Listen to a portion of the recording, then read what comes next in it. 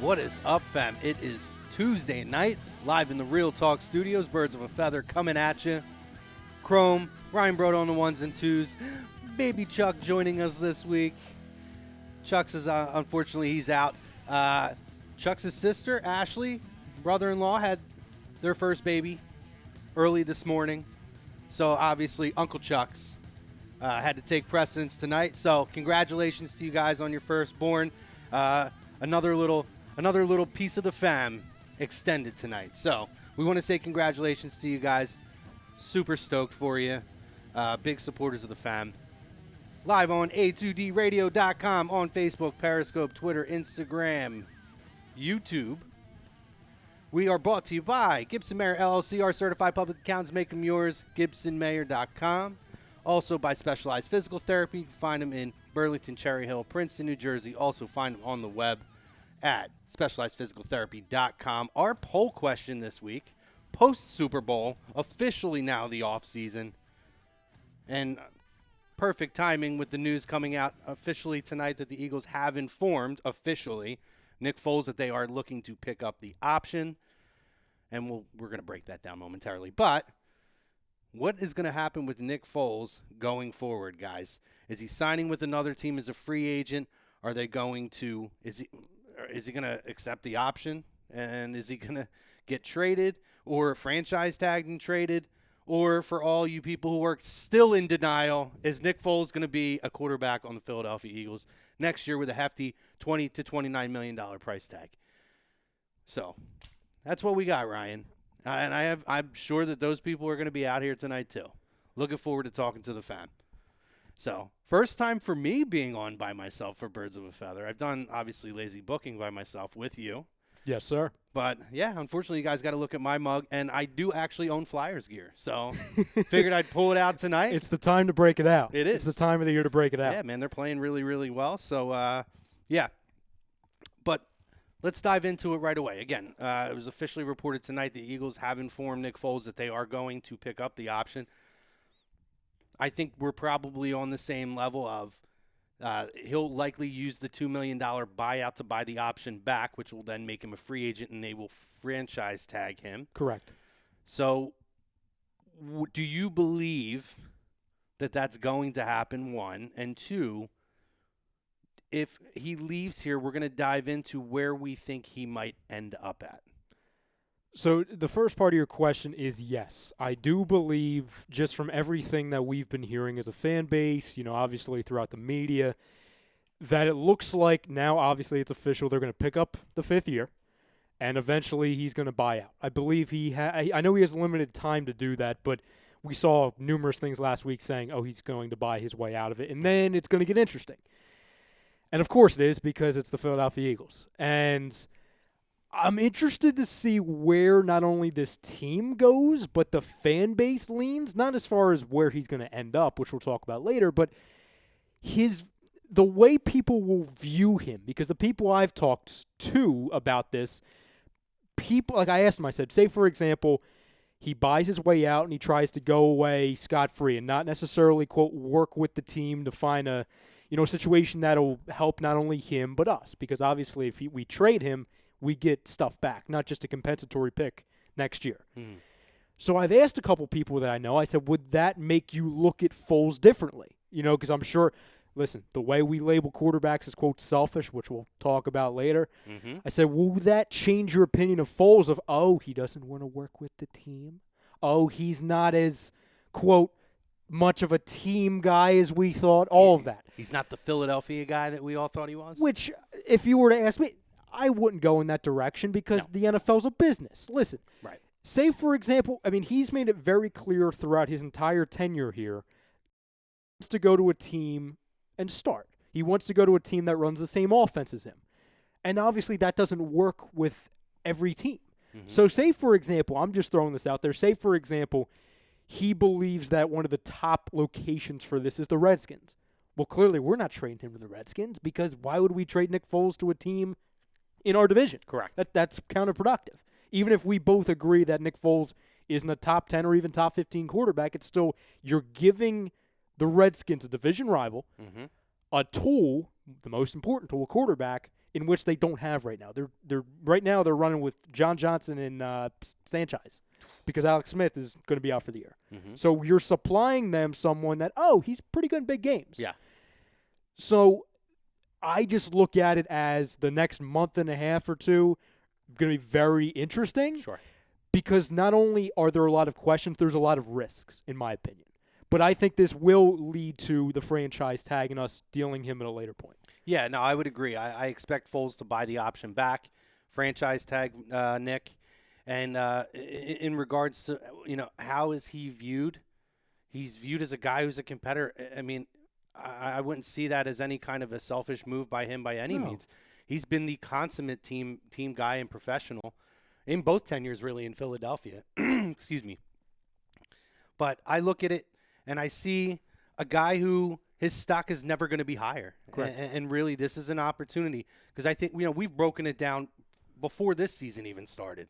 To me, he's not – I don't know if you would put him as a quote-unquote franchise quarterback, but what I would put him in that upper tier of guys who can be a formidable quarterback with a good system built around him. Correct. With the right personnel put around him. And he is a very intelligent quarterback. Mm-hmm. He's got a great arm, and he's been in the big games. He's played, and at this point, he's got enough under his belt or enough on the resume that it matters. I mean, we had a big thing the other day in the A2D Real Talk when we discussed guys like Julian Edelman and are they Hall of Fame caliber players? Yeah. You can't ignore postseason things, and I do agree with that in a lot of senses. So his stock is never going to be any higher, and we thought it might have been up last year with winning the Super Bowl. We didn't know that it was ever going to get any bigger than that, and it looked like even coming into this year by not being able to get into the playoffs and the way that he started the first two games last year, it was like, man, we really missed an opportunity to get something out of him, whether it was a fifth or sixth pick when we had people outrageously calling for first and second round picks. I'll admit it. I said I wouldn't trade him for anything. We all anything lower than a second round pick. But I think that now the Eagles have they have things a little bit more kind of in clear view, a more realistic view after going through the fiasco of last offseason. And with having that little bit of extra push from this year from what Nick was able to provide in the second half of the season, it's an ability now to control the destiny a little bit. And I think that they will work with Foles and make sure that they send him somewhere where he's going to want to go.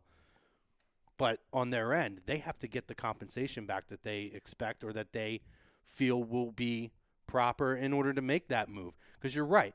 You're not going to move him to a Washington. You're not going to move him to the Giants. No. You don't want to see that for all the reasons you mentioned and for the fact that Nick Foles knows this team. So there's a lot of insight there that Nick Foles can provide a division rival by playing for them. That's why the people who thought Carson Wentz trade him to the Giants, how fucking stupid does that sound? For 10 years, Wentz this guy, for Saquon. Jesus Christ, Wentz this guy for 10 Saquon. years could absolutely destroy this franchise and really everybody else in this division by trading a potentially generational talent to another organization within your division. Exactly. I'll point to two things you said. Number one, when you bring up, system quarterback, we've talked about this numerous times because for some reason, when I hear system quarterback, except for the greats, you can't really call Aaron Rodgers a system quarterback. Right. But in my opinion, calling someone a system quarterback isn't a shot. So all these Nick Foles people, he's more than a system quarterback. He won a champion. That's not a bad thing. No. If you're a starter, and everyone can agree you're a starter, then that's good. But I go a step further when you talk about Nick Foles. I don't believe he's a system quarterback. I believe he's a situational quarterback. I would agree. I believe that, and we've seen it. So this is not me just predicting or anything like that. We've seen it. I don't believe Nick Foles can come in week one that has a lackluster roster around him and carry a team into the playoffs 10-6, 11-5. Right. He's just not that guy to me. Now, I do believe, and this is where the situational comes in, I do believe, like we saw last year, especially the year before, I believe he can come in short term on a great roster that just needs one guy to get him over the hump. So it's interesting when you go back to what Nick Foles truly wants, Because I do believe, while we know he's a great teammate, great guy, and all of that, I do believe he's very self-aware. Sure. Because if you're not self-aware, there's no way you could be a great person or a great teammate, at least in the football sense, because you're going to let your ego get in front of you. Yep. So I look at that and I think, okay, so for example, the leading quote-unquote candidates for Nick Foles, at least over the last few weeks, are two teams, Jacksonville and Miami. Well, Miami's flat out said numerous times that the owner loves Tua from Alabama, and Miami's looking to rebuild next year or retool, because you really don't rebuild or tank, quote-unquote, in the NFL, because it's not the NBA. You can't really do that. Yeah. But the Miami Dolphins have made it very obvious they have no plan on winning next year. And they're looking at a young kid coming out of next year's draft. So Nick Foles is saying, okay, well, that's two red flags. Number one, I'm going to go to a place that stinks. Two, that's not trying to win. And three, my replacement's only 1 year away. Yeah. So that doesn't work. And Jacksonville, there's so many questions. Now, do they have a lot of good players around them? Sure. But to me, if you want to talk about a team that would make the most sense in his point of view, it's Denver. Denver's the team, and I've been on that for a while now. Great Absolutely defense, and all they need, they have their running back. Obviously, Phillip Lindsay. I know he's undrafted and everything. There's a lot of questions. Yep. They just need a couple pieces on the outside. They have the defense. Listen. But the big question is, okay, the Eagles apparently want him to go to Jacksonville. Yeah. That's where the disagreement comes into play, and that's where it's going to get interesting. Yeah, no, I would agree with you. And I agree with you on the whole system quarterback argument. And I agree with you. He's more – I think he is somewhat of a system quarterback, but I think more so you're right, situational.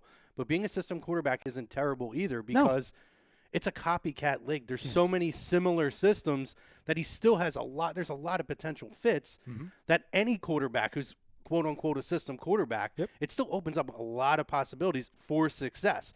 Now, could he go to Cleveland and succeed? Probably not. No. There's a lot of, there's teams that he could definitely go to. Jacksonville, I still do think, even with the question marks, makes a lot of sense. They have a lot of weapons on the offensive side.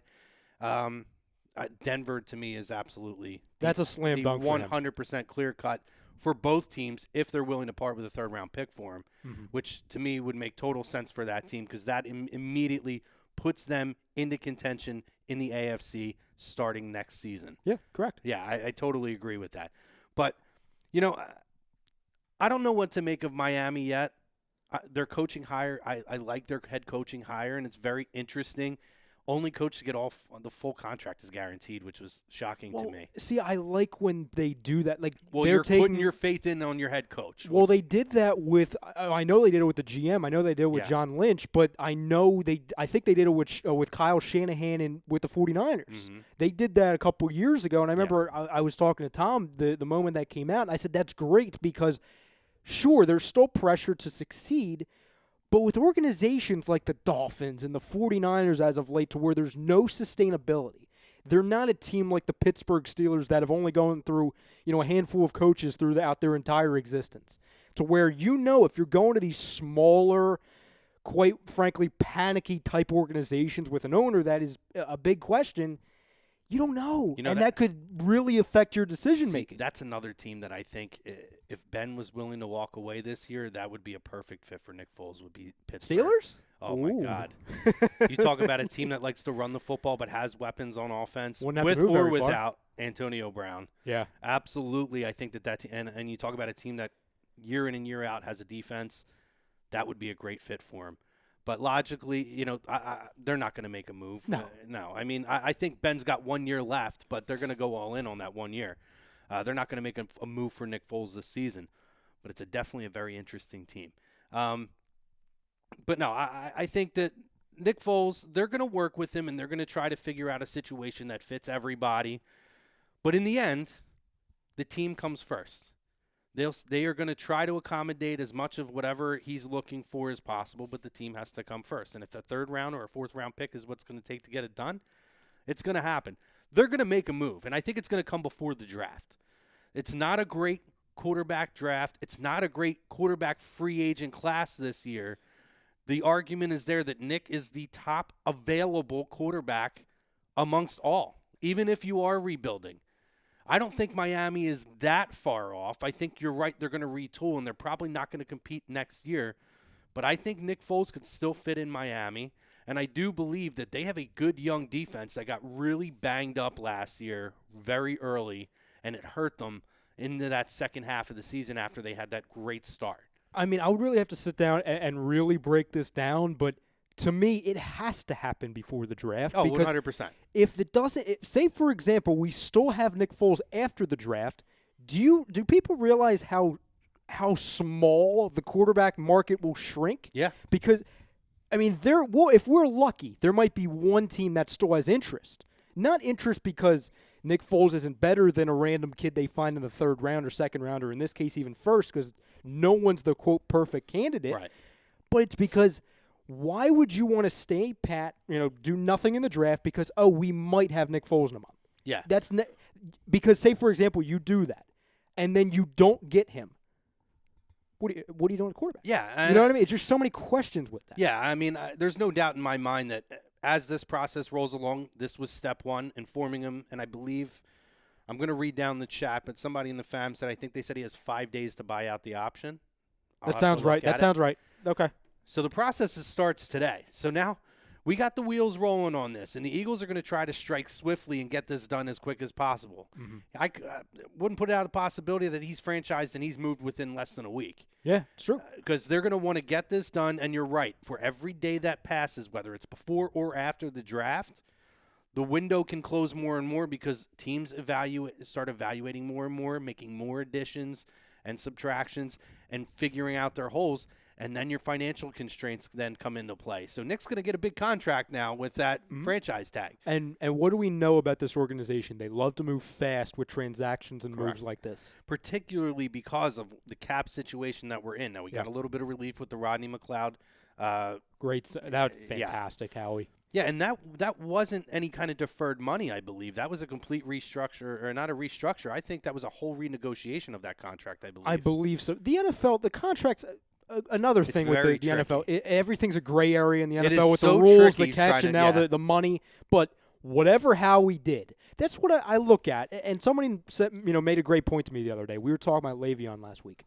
And I'm not targeting Le'Veon. I'm just not. Do I think there's a chance we could get him? Maybe small, but I just look at the money. I'm still seeing things today. I saw tweets. I saw NFL's app popping up things, free agent potential landing spots. Will there be a new Bell in Philly? Like it's still a thing that's out there. I saw that. So that's our poll question tomorrow, and not because I'm enamored. We might. I didn't mean to take your poll. question. No. Yeah. Listen, trust me. I'm glad you said that. Yeah. Because that proves my exact point. At least on the surface, it's like, we can't get him. But because we have a guy like Howie Roseman who rigs the cap like this to where we're looking at the McLeod contract thinking, oh, my God, that was possible? Yeah. I don't want to say never rule out anything because we could be very easily handcuffed. Yeah. But it wouldn't be shocking to me within a month and you find out, there are 2 ways you can get Le'Veon and not screw up the entire cap for the next 10 years. Right. Yeah, I mean, everything has to, and again, we all know that every move that happens has to take into accountability, their account that we are going to have to re-sign our franchise quarterback in the next couple of years. Yeah. So, no, but they'll work with him. Denver's a spot I'm looking at. I think that they are in desperate need of a quarterback like Nick, an experienced quarterback, not a Case Keenum. And I saw they're enamored with this kid. I don't even know, Drew Lock. Some kid in the draft. I'm like, if I've rarely heard from him, I'm like, I'll just let the fam know. If you're getting into draft talk, I'm the last guy to get into the draft talk. We might need Chucks. Chucks is in the chat. We might need him to do a quick write-up on Drew Lock. I don't even know if that's his name. Like, I just saw it. I'm like, there you go. He's going to try and draft somebody again? I'm going to jump over to the fam real quick. And then I'll do YouTube after that. Tom says, yo, brother, what's up, Brad? Kyle Meeker says, Flyers. Doug Zeke says somebody's flyered up. Let's go. Hey, man, this is the time to wear it, right? Kyle says they just picked up the option. Looks like he's going to buy back his freedom, and they'll franchise him. Couldn't be happier. Christian Carroll, breaking news, Bryce Harper added a period to his loading tweet. And we will talk a little bit of baseball since Chucks isn't here. Sorry, buddy. Sorry, Chucks. This is like when the cat's away, the mice will play, and we're baseball talk for 3 hours. We're gonna get some baseball talk in our no huddle. Andy Ritter says, "What does pick up the option mean? Asking for the uninformed." So essentially, the Eagles negotiated a contract with him that had a mutual option. So there's options where it's a franchise or an organizational option or a player option, or they can have a mutual. What happens now a lot of times is, the organization will have an option that they'll put in for so much. So this year I think it's $20 million, but they'll give the player at that time in the mutual option that if the team opts to pick it up, they can negate that by basically paying $2 million back to remove the option. So it's Nick paying out of his own pocket $2 million in order to remove that option and become a free agent. But again, the Eagles have the option, then have the next route to go is they can franchise tag him, which gives him the top 4 or 3. I think it's 4. Somebody correct me if I'm wrong. The average of the top players at that position. I think it's 3. Yeah. I think. I always thought it was 3, but I thought somebody mentioned on here it was 4. I could be wrong. Regardless, he's going to get the top paid salaries averaged together as a 1-year salary. And so essentially the team keeps the player, which was a whole big controversy over Le'Veon Bell last year. So then now the Eagles have him, but they're going to have to move him because it's going to have a $29 million cap hit. Yeah, you can't keep them both. Can't keep them both. So on top of that too, so people have been texting me, like friends of mine who I'll just call them, with respect to them, casual fans. Yeah, I'll call them that. We love casual fans. They've been asking me with Foles and Aguilar, like, oh, why can't they restructure the money with both of them? You can't on option years. You can't restructure money. Correct. So for anyone wondering at home, if you didn't already know, now you know. If you're wondering, oh, well, why don't they ask Foles to take a pay cut and he's only making $12 million? You can't do that on an option year. Correct. Now, if it's a 3-year deal with an option, those first 3 years you have the ability to defer that money, which essentially is what a restructure essentially is. And this is where it all get the creativity comes in. Area, yeah. It's they defer money to later years, but it's still a cap hit down the road, which is what the Eagles are now facing. And a little bit of that cap hell is a lot of those restructured deals that they've done. Yep. To get them to that point to win the Super Bowl and to compete after. Now they have to worry. There's a lot of that money that's still out there, which is crazy that Tom Brady restructures like almost every year, and they still have money to spend. I don't get it. I read something with that, and I won't comment fully on it because I'm not fully educated on the subject, but I've heard from numerous people that the whole deal of him taking pay cuts, it's kind of BS because it's either backloaded or front loaded. Like he's getting the money, but it's when he signs the deal, it doesn't look like it's a ton of money. Right. But he's really getting it in it's like not hidden money, but there's some kind of incentive in there. Right. Which in all sports you'll notice a lot of these like the top players and their bigger contracts, they'll either front load or back load deals in order to kind of especially if you kind of know where your organization is at. These next couple years, we're building, and we were going to compete in 2 or 3, 4 years down the road. That's when they end up front loading or back loading contracts in order to kind of get them in a position that they can continue to add additional players. Mm-hmm. That's what the Eagles are dealing with now, which is why we were trying to get a little bit of clarity on how the McLeod one worked. I think that was just a total renegotiation of his deal. I believe you're correct. Because I didn't read anything about any money deferred, any kind of a signing bonus deferred. I could be wrong about that, but that's where the difference comes in. This is where the finance tricks of it come in. But, yeah, you're right. So they can't restructure him. They can't pick up his option and then restructure. You just can't do that. Correct. So back over to the fam. James Wilder going on Chrome. What's up, buddy? David Rosca says, my Rams will be back next year. Listen, Rosca, hell of a year for you guys, man. I mean, the Super Bowl clearly was very disappointing.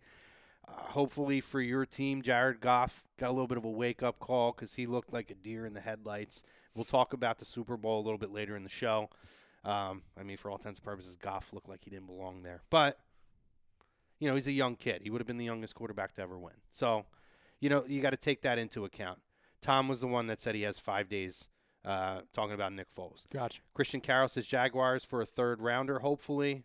I'd love that. I'd love to see a way if we could get Ramsey away from that in some sort of a freaking move. It would be amazing. Oh, see, that's the thing I was going to bring up. Like when you were talking earlier, you were alluding to what the conversation was last year of, people were saying a team needs to demand a 1st, a 2nd, and their son for Nick Foles. Yeah. You know what I mean? Like all these ridiculous things. And then this year, like a month ago or a couple weeks ago, I saw, one possibility is Leonard Fournette and Jalen Ramsey for Nick Foles in the third. And I'm looking at it, I'm like, are you nuts? Yeah, well, they are. That's yes. exactly it. They're out of their minds. And then like they dumbed it down to just like Ramsey for Foles, something like that. And I'm like, still, are you nuts? And then like more people started saying it, and then I questioned myself. I'm like, is Nick Foles really worth that much? No. So I'm glad we're down to that. No. It's just there's no shot. If the Jacksonville Jaguars want to do that, I'm not gonna hang up the phone. But like common sense is like, no. That really doesn't match. No. James Wilder, he says, congrats to Chucks. Absolutely. Meager says, Roska, your Rams let me down. And Roska says, they'll be back. Sue, Gurley, Goff, Rams, they'll be back. Charles says, where's Chucks? He said the same thing over here. Baby Chuck's over here, pal. We still got you here. He's it's okay. On his steps toward. He says, Foles will most likely sign with another team as a free agent. It'll be difficult to pull off a trade, but I hope Howie works his magic and is able to pull off the trade. Interesting. We'll dive into that more next week. Says, thanks for the shout out. My family greatly appreciates it. Hey, man, we appreciate you guys. You know that. Tom says, congrats, Daddy, to him. And then he says, we won't be able to trade him. We can't franchise because it will affect our free agency. We will get a third now. Like now, as in the compensatory. I thought it was a third next year. Well, I think he's saying, the compensatory would be next season. Yeah, but I guess he's assuming he's just going to sign elsewhere. I think which is a good possibility. I think they're going to franchise tag him. Frank says, anyone who says Wentz to the Giants is a lemon. Travis McKeever, Cincinnati, they can get rid of Dalton with no dead money and press Taylor's brother just went there to coach. Oh, Press Taylor. That's an interesting spot. Cincinnati's one of these teams where, I mean, they've been status quo with Dalton for so many years, like they were with Marvin Lewis. Why should I believe that this is the year they're going to change stuff up? You know what I mean? Well, they finally got rid of Marvin. I mean, yeah, but if it took that long to get rid of Marvin, how long is it going to take to get rid of Andy? You're talking about, like, listen, you talk about cutting the head off the snake, though. I mean, that was the move. If there's any sign that they're going to make a move, that would be the clear-cut first strike. Get rid of the owner, then I'll believe. Dion says, what's good, fellas? I say they franchise him and trade either to 2-3 teams, Miami, Jacksonville, or Denver. My dark horse team could be Arizona. I don't know if Arizona's going to bring him in with their young quarterback at this point. Arizona. I just avoid Arizona at all costs because they can end up freaking getting Kyler Murray. Like we have no idea what Arizona's going to do. What a joke. They signed that guy who couldn't win at Texas Tech. Like, let's be real. Bill Middlebrook, he says he has 5 days. He pays back the $2 million, and we don't tag him, and Washington pays out their ass for him, and we get a third anyway. And we'll have the ultimate Foles-Wentz games 2 times a year. I hope that doesn't happen. I don't want to see him in the division. No, I want him far away. Travis says, sleeper candidate Oakland. Mayock loves Foles, and I don't think Gruden is sold on Carr. Plus, Al Davis Jr. watched him drop 7 TDs on him. Doug says, Ziggy says, I can't wait to see where he lands and how he performs. It's must-see TV. I mean, that's for sure. We're gonna find out a lot with Carson coming back, and we're gonna break down the Carson transcript, by the way, a little bit as well in his response to that joke of an article a week and a half ago or 2 weeks ago, whatever it was. Here's the thing I'll say to I forget who. I believe Dion said Dark Horse Arizona, and Doug said Dark Horse Raiders. I just want to make sure I got both of those. Travis. Oh, Travis. Travis McKeever. He said Oakland. So to those two teams, if I'm Nick Foles and if I'm a free agent and I'm looking at the best situations, like we said, we can't look at the team perspective. We have to look at Nick Foles because Nick Foles has the leverage here. Mm-hmm. He controls all of it. It's not the team, it's him, and it's the agent obviously. So if I'm Nick Foles and I'm looking at those two teams, Arizona and Oakland, I have to know from the team that the Cardinals are moving on from Josh Rosen, and they're not drafting somebody, and I have to know that the Raiders are getting rid of Carr. Because Nick Foles isn't leaving here and passing up 3, 4, 5 other teams to go to Oakland where they don't have a freaking stadium and go in a quarterback competition with Derek Carr. And you hit it right on the head. That's where I was going to go. Because I can't see Oakland, aside from even Derek Carr, the fact that This is Foles now trying to get some sort of a stability. And Oakland is anything but stable at this point. He wants to finish his career where franchise-wise, with what nobody knows what's going on with what Gruden's trying to do with that team. No. And aside from the fact that we don't know where they're playing this season before they get to Las Vegas after that. Correct. That is a lot of unknown question mark moving parts that I don't see unless Oakland was going to be a team that, regardless of where they play, is on the cusp of possibly coming out of the AFC, which they are the farthest thing from. I don't see that being a destination that he would even look to consider. I wouldn't write off Arizona. There's a lot of weapons there. But again, it's a new head coach. You have no idea what they're doing with the quarterback situation right now. They have a young quarterback in place already. They're talking about drafting another young quarterback who is extremely undersized. There's a lot of worries with what's the decision-making and the things that are coming out in Arizona right now. Here's where I disagree with you with Arizona. Their offensive line is the worst in the league. Well, it's not good. You're right. David Johnson, sure, he's locked up, but are we sure? I mean, he has injury history now. Larry Fitzgerald, if he's back, that's your guy for back. 1 year. He's back. And I know you have that kid Kirk, but he had great, obviously, chemistry with Rosen. Mm-hmm. Their defense isn't very good. Their special teams have been hideous for the last 5 years. The coach isn't proven. The ownership is in flux. And they're in one of the hardest divisions in football. I didn't even think about the ownership, so you're right about that. I mean, let's just say, for example, if Nick Foles goes to Arizona in 2019 at Game 1, that division looks like as follows. Wilson and Carroll, Seattle. Mm-hmm. Where you have Shanahan and Garoppolo, 49ers. Goff and McVay, Rams. And maybe Antonio Brown, 49ers. And Kingsbury and Foles. With the worst offensive line in football and not really you're ton right. of You're options right on about the the outside. line. I mean, if they can address the line, I wouldn't be as concerned. I mean, the defense it's a whole other conversation, but in terms of putting him in a place, because I think Nick Foles is going to need to have weapons around him. I'm confident, and I'm one of those guys. I'm confident. I think David Johnson's going to be fine. You still get what you get out of Larry Fitzgerald, which is a hell of a lot. Those are probably the two most sure things. I feel like there's enough weapons on offense that they can succeed, but you're right. They have to address a lot of issues on the offensive line, and maybe that's a reason why they don't even bat an eye at Nick Foles at this point. Mm-hmm. I mean, would you agree, for example, that let's say, for example, we'll meet in the middle that the talent on the offensive side for the Cardinals isn't horrible. It's fine. Correct. You would still agree it's a major step down from what the Eagles had around them. Sure. No, I would agree with that. And that's big. Yeah, absolutely. I agree with that. Oakland, on the other hand, that's not even to me. I just can't even put better them chance in he goes to the Giants than Oakland. I would be shocked, and I mean absolutely shocked. I mean, that would change. You know how much that would change the league? Not just because it's like a transcendent move. No, but there's so many moving parts that would go around that. Like, it's very clear.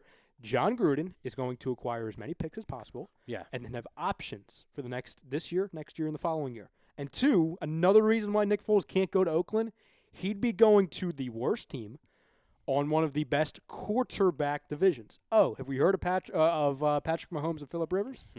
I mean, that's a thing there. Yeah. No, you're right. Andy says, seriously, what the hell does the word option mean in the context? Control, Andy. It's just, it's a control year. Yeah. It's an optional control year. Correct. Bill Middlebrook says, am I correct when I say we don't tag him, we get a third? So why use the tag and only trade for a third? Just have it a year earlier? I mean, that's the argument. That's essentially it. They're looking at it. If they trade him, they get the third pick a year earlier. Yeah. You're absolutely right. Frank says, did Ryan just spoil the theme for tomorrow's episode? No, that must have been earlier when we It's called a preview, Frank. Preview, Frank. We're dropping seeds. Kind of spoiled it a little bit. Mike Parker says, quarterback I like from West Virginia is Greer. Not sure he's coming out, though. Frank says, Drew Lock is underwhelming going into this draft. It looks like it's whoever wants Haskins. Greer has a lot of potential, too. Dion says, let's say a third-round pick we get back for Foles. Now that's an extra piece we now have to potentially use to move up in the draft to get the guy they may have their eyes on. Interesting. Gives you another negotiating tool. He says, Brodo on the ones and twos. Peace, brother. Who said that, Dion? Dion. What's up, Dion? Travis says, can we get these... can we get the shows via podcast? Would love to listen after the fact at work and all. If I miss it, It's archived. You can get it on YouTube for now. It's on That's YouTube where we're at. forever. It's on the website. We're on SoundCloud as well. Yeah. So We are on you guys have SoundCloud. You options. can listen. Yeah, there's definitely different options. Mike Parker says Brad will end up being owed $37 million in his age 45 season. Bill says Ramsey and Fournette would take Foles and Ertz and a pick. Not happening. I completely agree with you. No, I think what he's saying is that's what it would. Oh yeah, that's what it would take to gotcha. get Ramsey Yes. and Fournette. Gotcha. I agree with you. I'm with you on that. Andy says, thanks for explaining. So he did catch what we were throwing down. Parker says, can always watch the replay on the page or the website. Yep, absolutely. Dion says, let's say he goes or signs with Miami. That game will be prime time either Sunday night or Monday night because we have the entire AFC East on the schedule in 2019. So Foles versus Wentz is great for TV, and it's all about TV money in the NFL. Plus Super Bowl 54 is in Miami. I'm just saying, thoughts, guys. Yeah, he said that last week on the Fix. I completely agree with you, Dion. Every point there, man. You hit it. I said to him last week, I said, imagine the last time the Miami Dolphins had a legitimate reason other than the fact that you have to get everyone on that day to be on Monday Night Football, like with an actual storyline that's fascinating. Like it's been a while. It's been a while since we could say that about the Dolphins. Yeah, no, you're right. And we'd beat them 40-0 probably. I'll give him 7 points. know. I'll give him 7 points because I think Nick I'm not a little bit. Since I'm such a Foles hater. You know, I'll give him 7. You are a goddamn Foles hater. I'm a hater of everybody. Bill apparently. says, do you guys think, and I know this is crazy, but would the organization trade the best tight end in the league in Ertz if it was for a stud cornerback or running back? Dallas Goedert showed a lot. I'm going to say no because, listen, and we talked preseason and we talked a lot through the season. I believe that Dallas Goedert has a huge ceiling, absolutely huge. But to take a risk like that, and that would be a very big risk, on a guy who we haven't seen enough in one season, it just doesn't make a lot of sense. You know, and the other thing, too, is you have to capitalize on Carson being on his rookie contract. It is so pivotal with these teams when you have a franchise quarterback on a rookie contract, like Kansas City's now working with that. You have to keep these guys. You have to keep as much flexibility in your cap with guys who are cap-friendly hits as long as you can, and maximize the production. Because once Carson gets the payment, the big payday, then you may have to look at, excuse me, maybe moving a guy like Ertz to fill another need, and expecting Dallas Goedert 1 or 2 or 3 years into his career at this point now to take it to that next level. It wouldn't shock me, by the way, and I've said this before, if when it's all said and done, Dallas Goedert surpasses Zach Ertz. Oh, I believe he will. Trust me, like you, Crum, like we've talked about numerous times on the show, mainly before the season, we both had high expectations for Dallas Goedert.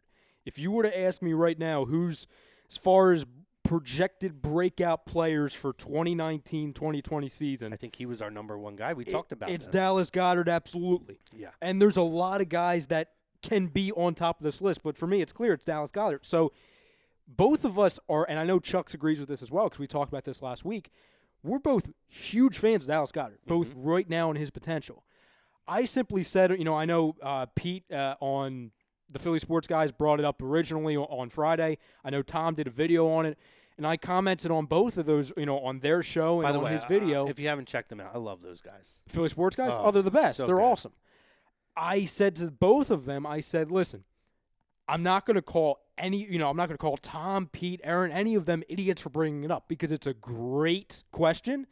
Like, when we're surrounded in this city and this fan base with all of these trade Wentz, trade Foles scenarios, like, it's refreshing to see another trade scenario that isn't completely asinine that also involves a great player. But I flat out said to them, I said, I'm not going to trade a top 3 tight end in the league after only seeing 1 year of Dallas Goedert.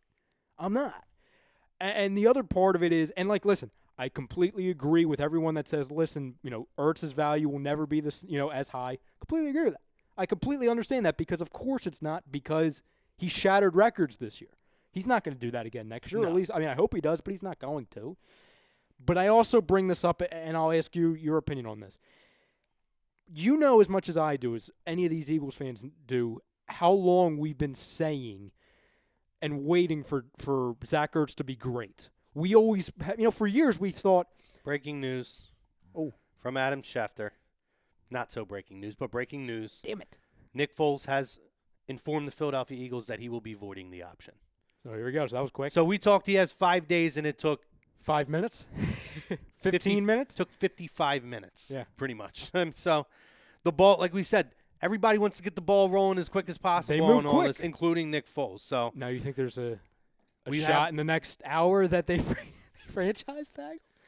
Is that window open? Can they do that That's now? a great question. Chad, if anybody knows, see, again, this is another gray area.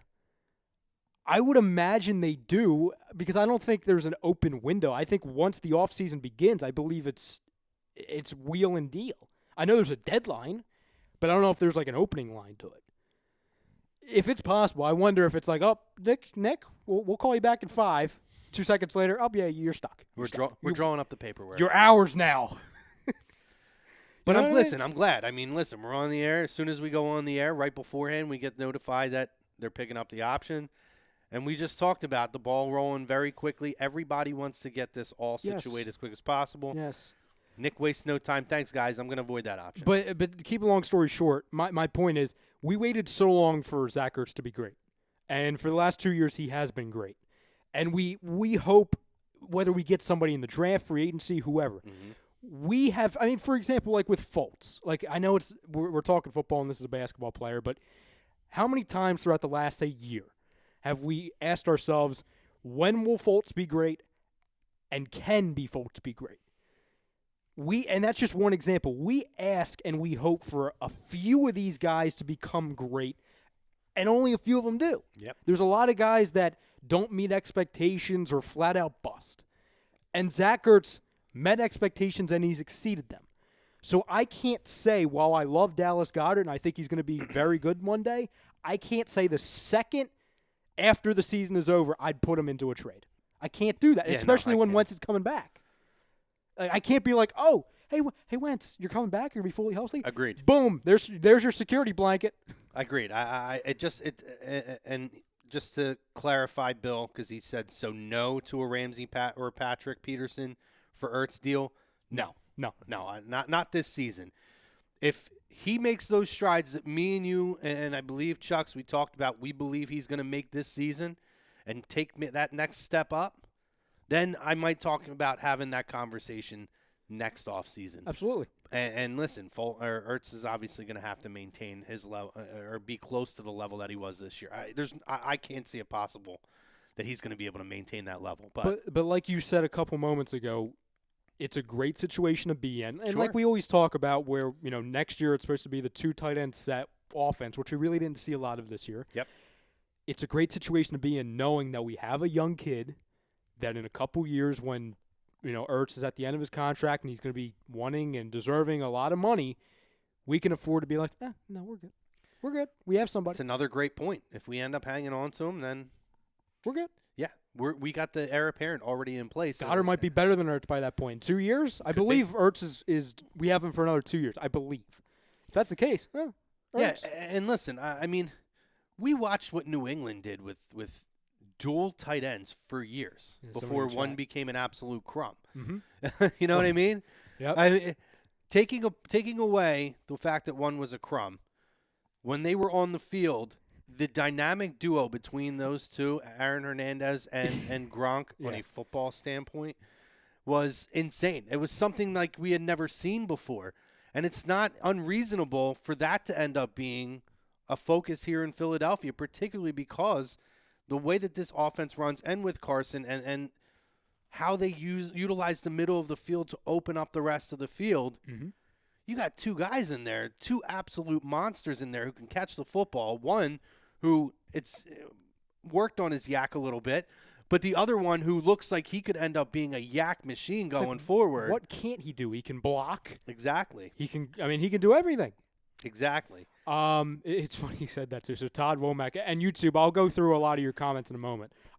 We see over here. Todd Womack said, I see Ertz in Dallas having a season like Gronk and Aaron, and the foolish demon under it says, hopefully Goddard doesn't end up like Aaron Hernandez. Yeah. I mean, you're right, Foolish Demon. I don't think Todd Womack meant that, but just in case he did. Oh, and then. Well, listen, I can't. Anytime I bring him up, I can't. I have to. Just for me personally, I have to mention On the football field. taking the crumb part out of it, which is tough to do. But Foolish Demon said he'll be killing defenses instead. boom. Nice. God, let's go through some. I apologize, YouTube fam. I didn't mean to ignore you guys. No, listen, no. I mean, we're very busy over here. So we got I can't pronounce this guy's name. So I'll just say he said that Foles. He said he's going to maybe end up in Jacksonville. Talking about Nick Foles. Chuck's chimed in over here as well, saying hello to everybody. Hey, Chucks. Hey, Chucks. We had David Rosca talking about his Rams. We had Foolish Demon talking about the he said the Rams are good. Goff had a bad game, but he's young. Rams are still going to be on a top team in the league. Yeah, Agreed. absolutely. Agreed. They're not. I mean, they have one more year left in this structure because after this year, they're going to have to pay Goff, and they have a lot of free agents. Correct. So, no, they're still going to be around. They're not going anywhere. Jamar Wright said, who do you guys think the Eagles will draft in the first round? I'll change it a little bit just because I know we don't dive deep into the draft until a few months from now. I mean, I'm not everybody know I'm not big on being informed on specific players up until it gets closer to draft. Offensive line, though. Yeah. Offensive line is going to be the major need. There's so many question marks, obviously, this year with Brandon Brooks being down. We still don't know what's going to happen with Kelsey. Jason Peters. I think that Jason Peters is going to be a cap casualty. Probably. So, and that does save a lot of money on the cap to cut Peters. So, you're going to need to fill those voids. I'm not sold on Big V necessarily being the guy to step in now, but even if they go into the season with him, there's a lot of potential holes on that offensive line. They're going to need to address the offensive line more than anything in round one this year. Well, I think you and I have always said, and we agree on this big thing, and that is in the draft, we don't look at particular players. Like, yeah, we have our favorites and everything. Sure. And that's just human nature, but we always look at best player available in a position of need. Correct. So for me, it goes to O-line for you. I would agree. The other one I would say is running back. If there's a great running back that's projected, that's not Donald Pumphrey, that's in the first, second, or third round or anything like that, I would look at them. Yeah, and I agree. I think, to me, home run is offensive line first round. Yeah. I'm absolutely going running back second or third round. And again, I'm looking at value then. Mm-hmm. Is it a value pick to pick somebody at a certain spot? I don't think I go past the third round without having taken a running back at that point. You can't. But I would agree with you that that's the two positions. And then, I mean, maybe you're looking in the secondary or you're looking, possibly up the middle of the field with your linebackers.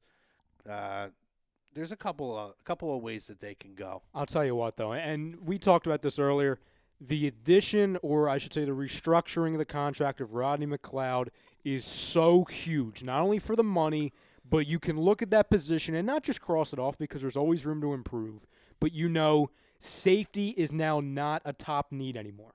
It's not. We have McLeod. I believe Rasul Douglas should eventually be a safety. So we can look at there and breathe a little bit and check that off the list of this position, we're fine for the moment. Just a quick question, because the question came up. I'm just going to answer it. Yeah. Tom was chiming in, which we did pick up because we got the tweet, live tweet, but he said that Foles informed the Eagles that they're voiding. So Bill had asked, what does that mean if he voids the option, he stays on the team? No, by voiding the option, he is spending $2 million. So it was a $20 million option. It was a mutual option that had to be taken on both sides. But for Foles to be able to void the option, he has to pay the Eagles $2 million back. So he's essentially letting the Eagles know he is going to pay them the $2 million to void the option and become a free agent, which, again, just to quickly get back in, it now opens up are they going to franchise tag him? Kyle says it's a no-brainer. I don't know that it's a no-brainer. No, but here's the thing that comes down to it, and just to clarify as well, the only way he would then pay us the $2 million is if we accept it. We could choose to accept that he's moving on, and then we get the $2 million and the compensatory pick next year. Or, and this is why I don't think it's just an absolute 100% we should franchise tag him. There's one big thing on this. And obviously they know the situation a lot more than any of us do, and that is the Eagles at this moment, Either Howie Roseman knows already or he's literally on the phone right now. He has to know that there are a series of 2 to 3 teams, 2 to 4 teams that are absolutely in the market for Foles. Yeah. Once they establish he has that, to be confident that that move is going to take place. Yes. Once they establish that there is a market and a pretty good substantial price, at a reasonable price for them to get rid of him and send him to Jacksonville, Miami, etc., then they would move on and franchise tag. Correct. If they don't know that and they can't come to a conclusion with that, they will let him walk. Mm-hmm. But like you and I both know, and a lot of the fan base does, we know Howie Roseman. We know how aggressive he is. We know how great he is at making these kind of moves. It would not shock me in the world if he already has a pretty decent market for Nick Foles. If it's 1 team, 2 teams, or 4 teams. Yeah, I mean, because listen, if he goes into this blindly without an idea of what the next move is quickly and swiftly, and then he ends up being stuck with Foles, franchising him and being stuck with him, that's a big problem. That's going to be a massive problem, and it'd be one of the most epic fails that a general manager has had. A couple more. Yeah, get back to that YouTube. Fly through them. Foolish Demon from earlier. He said Arizona isn't getting Nick Foles, and he says he doesn't know why they'd move on from Rosen. I know a lot of people were out on Rosen. I just look at it. He was a product of what was around him. Yeah, I don't think it was a good situation that he ended up getting thrown into. He should have never touched the field once. Yeah, I wouldn't be out on him yet. Let's see, a couple more. Cool P19 says the Patriots didn't deserve to be in another Super Bowl either. I mean, the hater in me would say I agree, but no. I mean, listen, you win football games. You did all that in a season with very little around your quarterback. I mean, we'll talk about it later at length, but I have respect for that organization. Listen, an argument can be made that this was probably the most adversity they've had to face to get to a Super Bowl, considering the lack of talent around Tom Brady or true weapons on the offensive end. It was their worst team in years, and they won the Super Bowl. Yeah, I mean, you can't take it away from them. Alexander Verrucci says, I'm not really into the trade Ertz conversation. No. But throw it out there. What if the Jags offered Leonard Fournette and Ramsey for Foles, Ertz, and our extra 2 second-round picks? I might do that. No, well, we're getting into Madden. No, but I mean, listen, we kind of already addressed that earlier when Bill had thrown it out there. Absolutely not. I mean, listen, there's only one person that's untouchable on this team, and that's Carson Wentz. Mm-hmm. So there, as the $1 million man would say, everyone has a price. Probably Fletcher Cox, too. Touche. I would agree with that. But you know what I mean? Like, everyone does have a price. So maybe Lane Johnson too. See this. I would like to think that Lane has grown up and the suspension thing isn't like kind of like a black cloud over him. But I mean, there is the other thing of if he messes up again, he's kind of like gone for 2 years. Yeah, you know what I mean. And he is. But no, I mean Lane's great. And then we got Cowboys talking here, so I'm just headed here. Cowboys talk. You guys got a lot to work on this offseason too. But yeah, no, I mean, we wanted to talk about the Carson article. I guess we're going to have to save that for the second half. Quick tease, another about preview, 5 huh? minutes, yeah. Well, I'll just ask you this, okay? So kind of reiterate what we talked about earlier. We both agree that as a player for Nick Foles, the Broncos would be the top. Give me your top 3. And people at home, not only now but in the chat. Now, are we going top 3?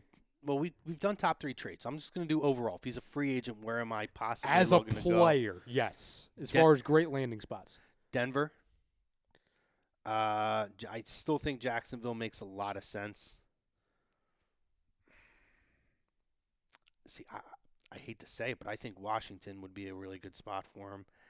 And I think the Giants would be a really good spot for him, which is why I don't want to see that happen, because that's 2 potential conference or divisional rivals that would actually be really great fits for him, and particularly the Giants with the weapons they have. And I think that Washington showed that they are a team who is on the rise, and they did it without having their number 1 running back last year. And I think that that's going to be a big factor coming back. I know he's got the injury bug that we all talk about, but I think that they managed to do that despite not having him. I think they're going to be it's going to be another year to watch that team. It's unfortunate what happened with Alex Smith, obviously, but I think Nick Foles is a little bit better than Alex Smith. So I believe that he could be a logical fit in Washington, and I think if that's where he lands, Washington's going to be a team to watch out for. See, I completely agree with the first one. 100% Denver. It's a slam dunk. I would be all in on Denver if I'm Nick Foles. I think that'd be one of the few teams I would actually be really happy to see him go to, because I don't believe the Eagles have an or at least a fan base problem with the Broncos, at least not yet. You know what I mean? Like, I've never had an issue with the Broncos. They're one of the few organizations. When Brian Dawkins got traded there, I saw a lot of Eagles fans getting Dawkins Denver jerseys. So yeah, you know what I mean? Like, I like the Broncos. They're one of the few organizations I can deal with in the league these days. Absolutely Denver 1. I would go Giants 2. And, like, I don't believe he would go there because I think Haskins would go. I think they're going to get Haskins in the draft. I don't think they're going on another aging. I don't want to call Nick Foles aging because he's, 30, 31. So he's not old or anything, but I think they want to retool and build him with Saquon and everything. But if that happened, good Lord, that's really good for him. And the thing I disagree with is Washington, because the O-line hasn't been good in years. Their defense is solid. I just think they have so much work to do on the outside with wide receivers. And I know they have Darius Geis, and he's supposed to be good, but we don't know yet after that major injury. And the coach, that entire organization, number one, it's not sustainable when we know about Dan Snyder. And two, that coach is literally the definition of mediocrity. Yeah. So for me as a player, I would avoid Washington. What you brought up with with the Giants is a pretty valid point too, because you're talking about they have the potential. If there's a quarterback that they like in this draft, you would worry about when the time comes and the rookie deals run out that you got to pay two guys on your team. Mm-hmm. But if you have the opportunity to have a running back like a Saquon Barkley, and have your franchise quarterback both on rookie deals, man, you got a lot of money to spend to put the talent around them. And exactly. Absolutely. And at least right now, or projected-wise, they're the only two people on that team that would get top money because they're not re-signing Odell. And even if they did, he has his money right now, and he's locked up for a while. I'd be shocked if he even sees out his full contract in New York. I wouldn't be surprised in next year after, he ends up getting traded for whatever reason because, I don't know, he's Odell Beckham. Yeah. But no, I just think if you're trying to set up, everything's a dynasty now. Young core, everyone grows up together. That's the way the NFL goes with these certain teams, especially in a division with Wentz, who's going to be around for another 10 years. Yeah. And they're going young. Dak Prescott, at least the Cowboys hope he'll be around or he'll get better. So you're going young. You can't look at short shelf lives with these things. It's becoming a lot more of a young man's league now, too, as opposed to where there was a lot more emphasis on free agency. Mm-hmm. But because of these rookie deals and people are realizing, particularly with the quarterback position, how important and how crucial that window is to have the ability to spend and put the talent around before you max that deal. It's a different league now to where you're seeing these big name guys who are taking less money now in the later years of their deals in order to go to a winning team, and there's not as much of an emphasis. So that's why the emphasis on the draft has been so important for a lot of teams over the last, particularly, I would say, 5, 6, 7 years. Mm-hmm. And it's also a reason why we whiffed on a lot of our picks was setting us back for so long. Long story short, what Chrome and I are trying to say, ladies and gentlemen, is that Nick Foles would be perfect to go to a team that is one quarterback away. All of the work is already done. They just need somebody to do the job, and that's the Broncos. Absolutely, yep. Second half, guys, we're going to go over the Wentz transcript. We'll paraphrase and go through a little bit of it. We're also going to recap the Super Bowl. We got no Huddle coming up. I'm finally going to get to talk some freaking baseball. We also have the NBA trade deadline coming up, so we'll probably talk a little bit of that. So appreciate our sponsors, Gibson Mayer LLC, our certified public accountants, make them yours at gibsonmayer.com. Also, Specialized Physical Therapy. Find them on the web, specializedphysicaltherapy.com. Our Scanzano Sports poll question, what's going to happen with Nick Foles? Free agency, franchise tag, we'll talk that on the other side. Baby Chucks is still here with us. So we're going to say goodnight to IG. We're going to say goodnight to Twitter and Periscope and Facebook. You don't have to say goodnight to us, though. Click that link. Join us on the other half when we're going over to YouTube. We'll be on the site, and we're going to continue to talk football, guys. Please make the jump. Looking forward to continuing the conversation. Till then, we're going to take our break.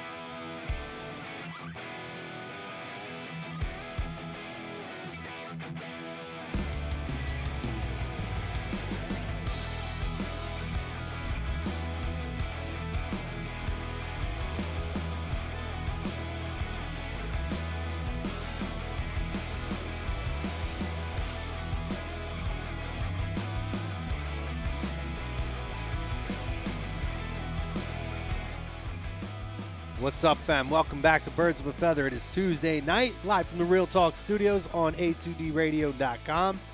We are exclusively over on the YouTube and on the site. Hopefully you joined us in the first half when we talked about our Scanzano Sports poll question. We kind of got some of our answers already. Or at least we got a step in the right direction. What's going to happen with Nick Foles? Is he going to leave through free agency? Is he going to get franchise tagged and get traded? We know that he's not going to accept the mutual option. So that ship has sailed. We are brought to you by Gibson Mayer LLC, our certified public accountants. Make them yours, GibsonMayer.com, and Specialized Physical Therapy. Find them on the web at SpecializedPhysicalTherapy.com. You can find them physically in Burlington, Cherry Hill, and Princeton, New Jersey. We got Baby Chuck still here. He's still here. Still on his tower. He's still here. You got Chrome, Ryan Brodo on the ones and twos. We got a two-man show going tonight. Chuck's is with his family. His sister had a baby tonight. So congratulations to his sister Ashley, brother-in-law Mike, and obviously to Uncle Chuck's. Absolutely. Uncle Chuck's. Absolutely. Baby's already. I was going to say, he's already same size. Yeah. Yeah. First breaking report is that the baby is almost Chuck's size already. So we want to make sure that we send that congratulations out from the fam, from the whole A2D fam. Absolutely. We appreciate it. He'll be back next week. But yeah, so we talked a lot about what's going to happen with Nick Foles. I'm sure we'll continue to talk about that.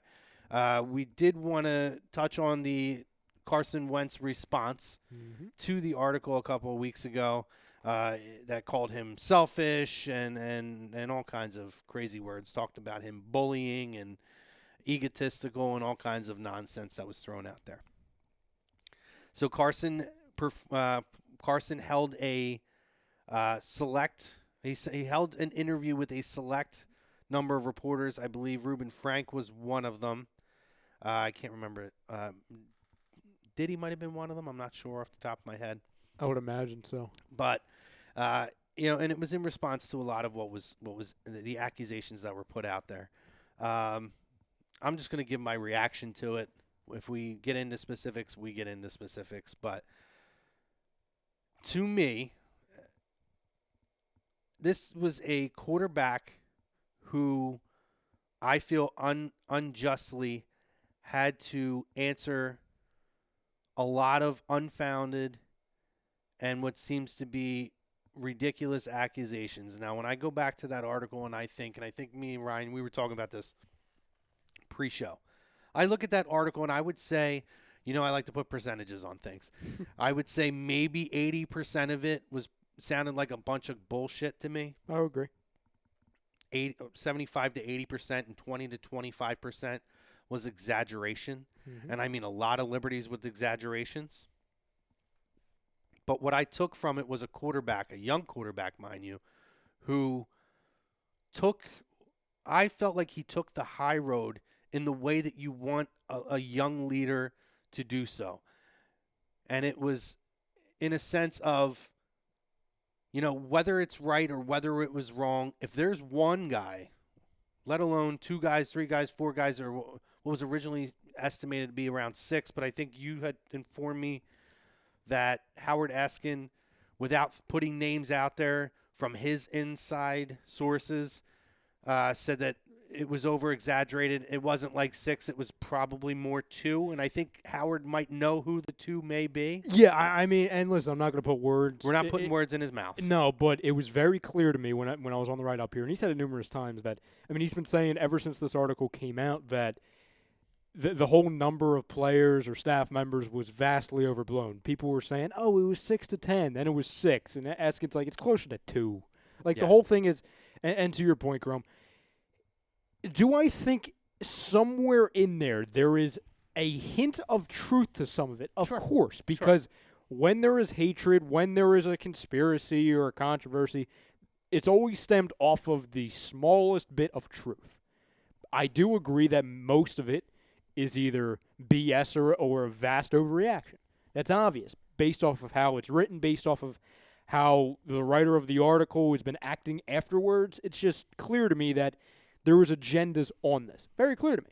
A known Nick Foles proponent and a known since day one when he was drafted Carson Wentz hater. Before he was even drafted. So, yes, exactly. To me, I look at it like this, okay? And, I rarely ever do this because I rarely ever listen to the product, but I'll just put it to you this way.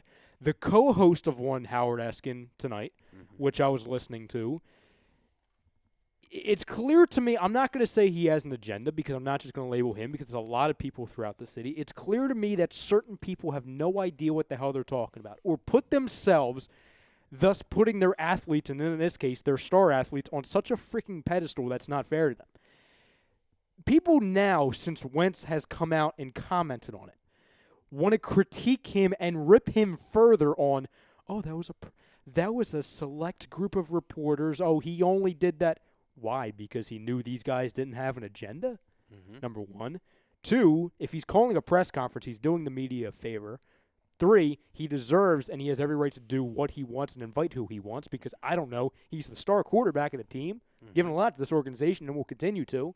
You know what I mean? He doesn't have to say anything if he doesn't want to. No, he can go on a Twitter post and say no comment. Or he could literally say no comment. Like, that's his right. And 3, people now want to take every line he has said in this response to the article and want to rip that up. And want to criticize him. Oh, well, he came out and said this and said this. So now let me just get this straight. Now we're ripping him because he responded. So I'll just take the other side of it and say, so I can guarantee you if he didn't respond, those same people would rip him for not responding. Correct. And say, oh, he's hiding from it, therefore Correct. There is a level of truth. It's like, what the hell do you want from the guy? Right. To me, it's a guy who he got in front of it, he addressed it, and again, he said, listen, if this is the perception that guys have, then I have work to do because I have to. I owe my teammates better than that, and that's what a leader does. Whether you agree or disagree with what they had to say, if you are a leader and you're the guy who these guys are leaning on, then you have to self-reflect and say, and maybe micro-analyze everything and say, in this scenario, I could have did this better, I could have did that better. I felt like he came off as a very honest guy in a sense of, listen, man, when I was hurt and I was rehabbing, that was my focus. I was separated from the team, and I probably could have done more. And he even said there were situations where I probably could have been more a part of things, but in my head, I was so laser focused on getting back on the field that I may have let situations slip through the cracks to where there could be a perception. He didn't say that, they may felt this way, but this is why, and he took the accountability for it. And he said, I sit back, and it's a learning experience. I learned that, I have to be more a part of things. He went through what the quote-unquote arguments were. And if that is the truth of what those arguments entailed in regards of, we're going through, and they want to put this play in, it's my job to look at the film and say, this is why I don't think it's going to work. And then they could tell me this is what I see, and then we go and we look at film. And then I say, well, I don't see this. And he says, okay, but what if this happens? And he shows me another film of that happening. Mm-hmm. And at some point, that's the discussions you're supposed to be having. Your franchise, you should be excited that your franchise quarterback is that in tune to game film and preparation that he is that involved in everything and wants to be a part of it and is breaking it down and challenging the coaches to make sure they're seeing everything. That's his job. I just love how people over the last calendar year want to criticize this guy for being the utmost not perfect 100% human being and not handing out Girl Scout cookies every day and shaking everybody on the hand. Oh, hello, how are Do we remember, ladies and gentlemen, what happened to this kid? He went from being a god to this city. We were talking before the show. I said, I don't know what I said it to, but I said Carson Wentz was the MVP, and you said, and justifiably so, you said, well, Ryan, he wasn't the MVP. And I said, no, but he was the MVP every time he stepped foot. And he knows that. And guess what? He'll never get the credit for that because, unfortunately, a freak injury like that kept him from winning the award that we all know he was going to get. Right. So that's number one. 2, we had a guy who at that point, again, no disrespect to him, but that's what he was at the time, was a journeyman, somebody who was on the brink of retirement, who people thought at the time got a sympathy hire because he had history with the team. Mm-hmm. Nick Foles, who came out of nowhere, rose from the ashes, and did Carson Wentz, in all franklyhood, his job better. He did Carson Wentz's job better. Not because Carson Wentz sucks or Nick Foles is better, but because Nick Foles did something that we don't even think a human can do. You know what I mean? That stretch, we'll never be able to explain it. No matter if we've been watching football for a day or for 10 years. It doesn't matter. And then the next season, you can't start the season, your whole rebound, your whole road to recovery. Mm-hmm. So you know what the competitor in him says? Oh, well, I can do it. I'm confident. I know what I'm capable of. So I'm going to come back a few weeks early because I believe in myself. I believe in my team. And you know what? That cost him. But guess what? I do the same thing.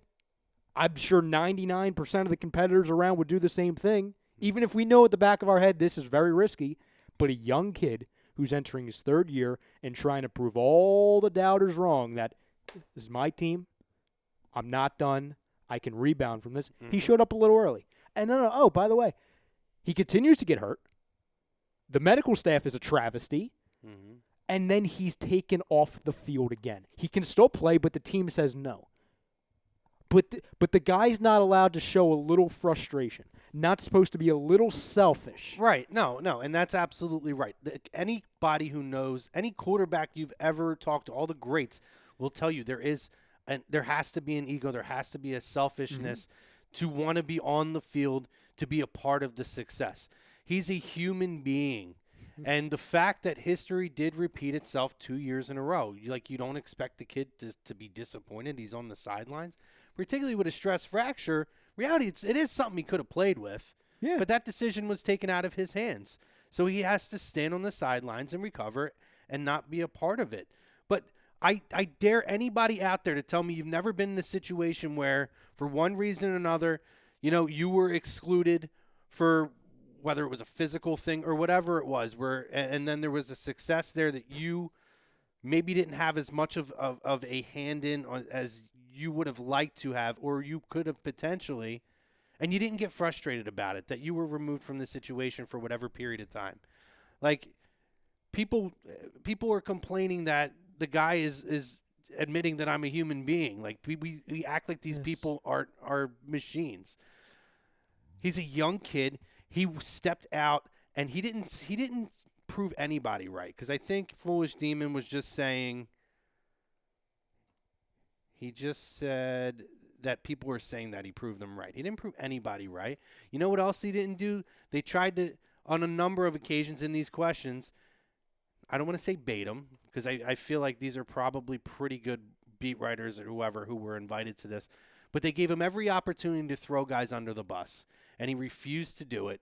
He took the accountability on himself. Whether it's right or wrong, he said, listen, whether it's one guy or 10 guys, if there's a problem there and I didn't handle the situation right, then I need to figure out what that is, and I need to do it better going forward. That's a young kid, a young quarterback who is learning. He is still learning in the league. Somebody put in here that he's in his fourth season. Yeah, he's in his fourth season. He hasn't even hit his prime yet. No. He hasn't even hit his prime yet. Dumb question. How old is he? Is he even 24, 25? I think he's 24, but I could be wrong. I mean, honestly, can we? I mean, I'm not. I'm still a year away. No, I'm 2 years away from being 24. So I'll let you know when I get there. But don't make me feel old. Anybody who's older than 24. How about we all take a step back and remember what kind of human beings we were when we were in our early 20s? He's 26. 26? All right, 26. But either way, still young 20s, not competitor, he was the star and everything was taken from him.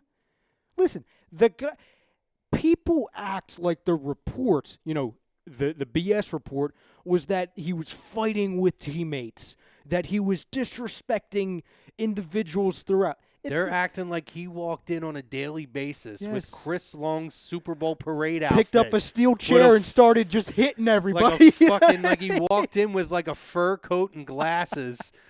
Oh, like Cam Newton does, you mean? Yeah, like Cam Newton when it's does? like raining outside. Like, I know. Come on, I guys. know. Like, listen, I'm sure that there's things that and it makes a lot of sense when he does break down certain scenarios. Like, the guy's a human being. Yeah. And, listen, he admitted that there was opportunities where his actions could have been perceived as selfish or, not as focused on the team as he was on himself, particularly when he talked about his rehab. He said, I absolutely did that. And he worried about getting himself on the field. And he said in hindsight, if something like that ever happened again, he knows to not do that. That's how you learn, guys. The whole point of this is that this is something that could have been handled within the organization, but because somebody or some people decided they were going to shoot their mouth off, and maybe didn't even shoot their mouth off, but in a moment of frustration made a comment or 2 or 3 comments to a guy who had already had an agenda to begin with and was looking for every reason to try to bring this kid down. They talked to the wrong person that night. The thing I wanted to ask you, by the way, and I haven't brought this up, I keep forgetting. I don't know if, I don't know if he commented on it yesterday, but I know it was in the article, and I know a lot of people took it and overblew it. This is one thing I actually hope is true, and people will be like, "Oh, that's not nice, Ryan." It's the whole quote report that he was bullying Mike Groh. You heard about that, right? Oh, yeah. Well, that was one of the things.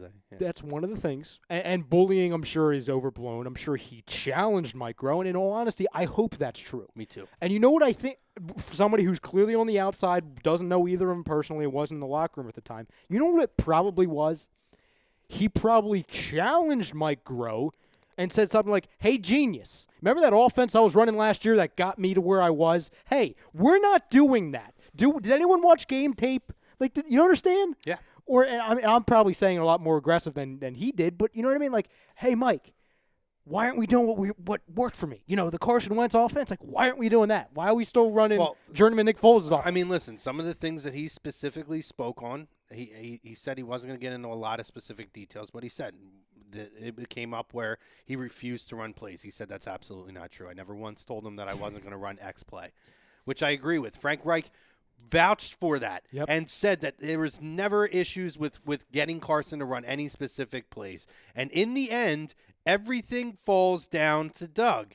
Doug makes a decision. So if Mike Groh and Carson Wentz have a difference of opinion on a play, in the end, if it's going to be a part of the game plan that week, it falls on Doug's shoulders. Absolutely. Doug makes the final decision. So if people want to be pissed off or something being perpetuated to blow out of proportion, really, you got to go back to Doug and look at Doug instead of sitting here and let's crucify this kid. Mm-hmm. No, in the end, the grand scheme of things, it all falls on Doug Peterson. So if there was bullying going on, whether it was Carson or Carson was getting bullied by Mike Groh, everything in the NFL falls on the shoulders of Mike Groh. I mean, what was that freaking coach's name? Joe Philbin. Yeah. When he was with Miami, that's bullying. Yes. With Richie Incognito and Martin. I forget his first name. John Martin, I think his name was. That is bullying. The fact that your quarterback, your franchise quarterback, will challenge and say, "I don't see this. You need to show me this," or "I don't think this works. This is why." That's their job.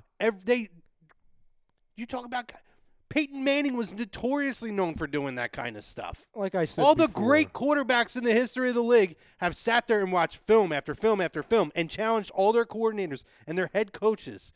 Hell, I mean, how many times have we heard about Tom Brady and Bill Belichick having heat between each other because of a disagreement? But you know what they do? Do you know what they do? Oh, they win. They win championships. That's my point. It's that, listen, I love Josh McDaniel, throw him into that mix with those two as well. I love that now in 2019, everybody has to, with their athletes and their star athletes, their face of the organization, we have to mold and we have to build all of these human beings, not the players, the human beings to where they have to do this and they have to say the right things and, they have to have great sound bites because, oh, my God, if you're good at playing football but you're boring, that's not good enough, so we got to mold you and we got to do this. It's like, I want my quarterback to win.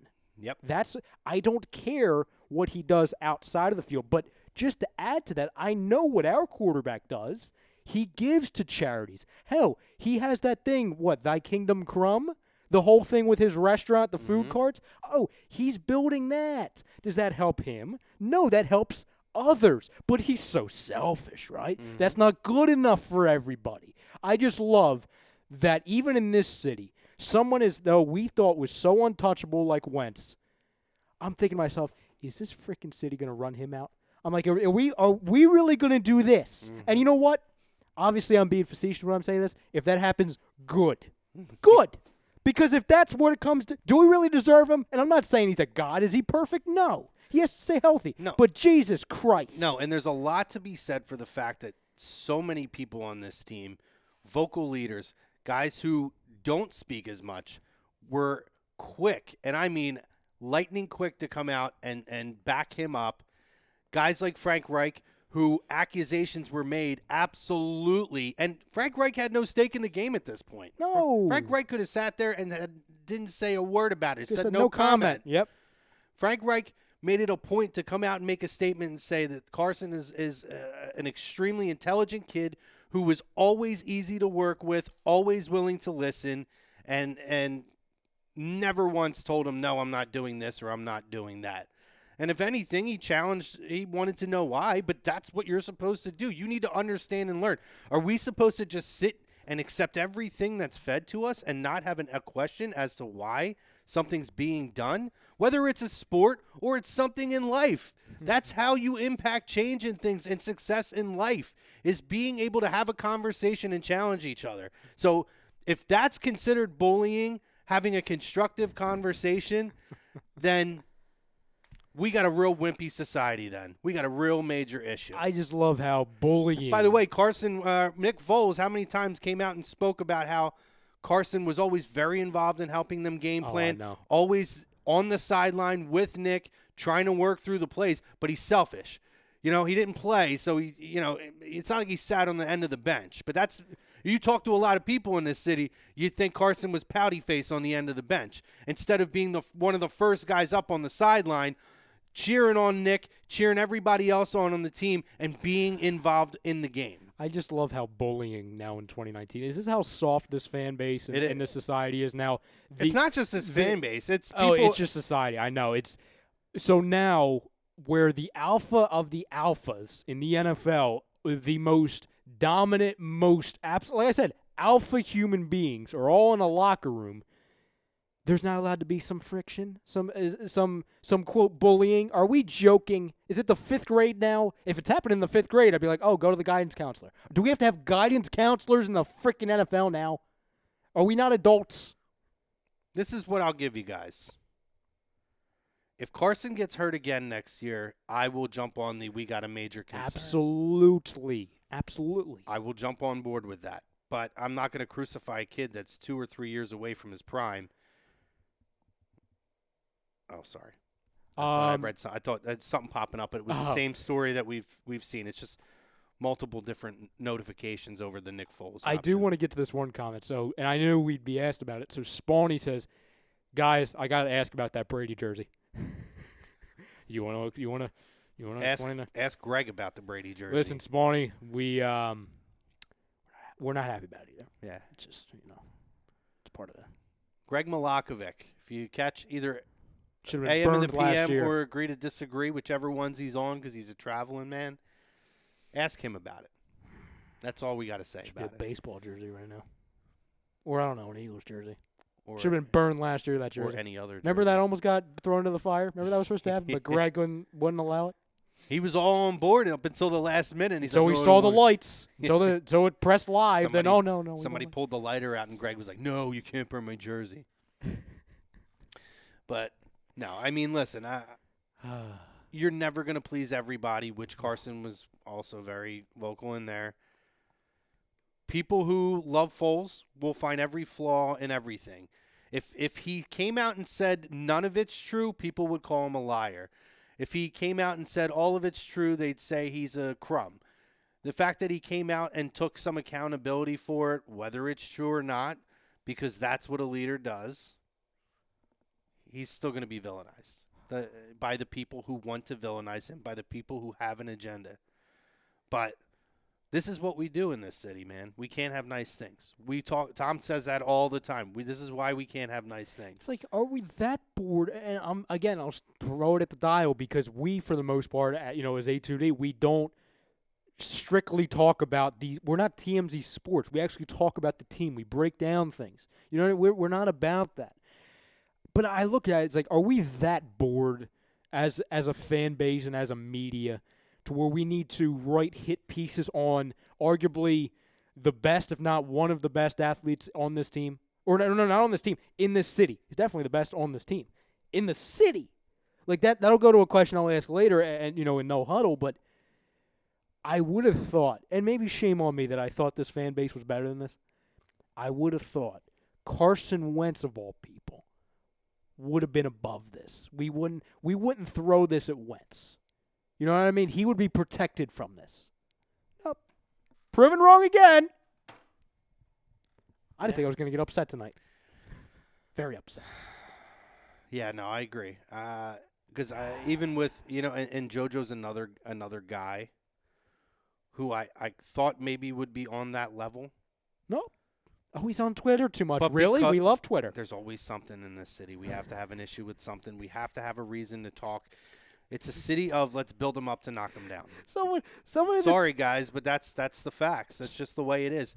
Name me any player aside from Chase Utley is the only player that I can think of that no matter what he's done, good or bad, was able to skate through scot-free.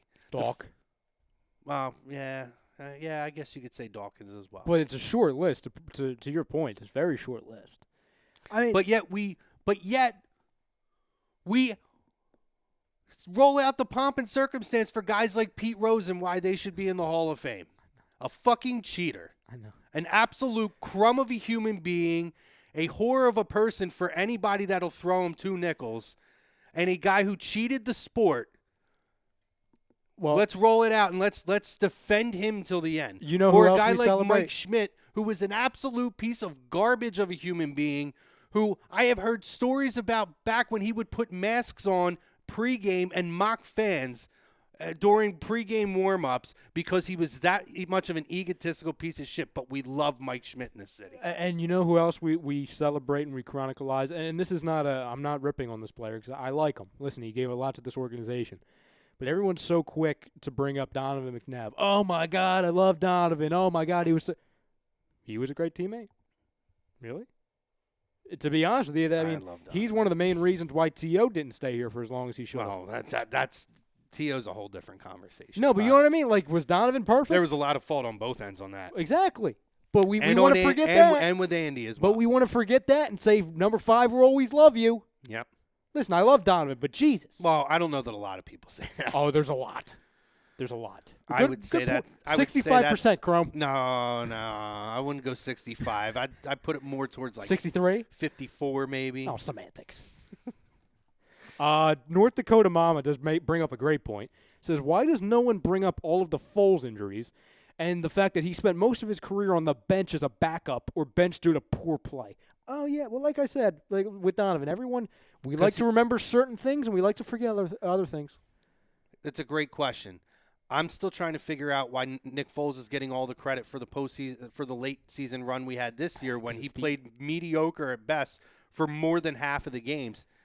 Because it's the easiest option. That's why. Because people who don't really take deep dives into the game and don't know Nick Foles gave us an incredible 10 quarters of playoff football absolutely last year. Unhuman-like. It's something that's never been seen in the history of the game, particularly for a guy as a backup with the backstory and the reason it's such a great story, by the way, is because of how absolutely mediocre and below average his entire career was up until that point.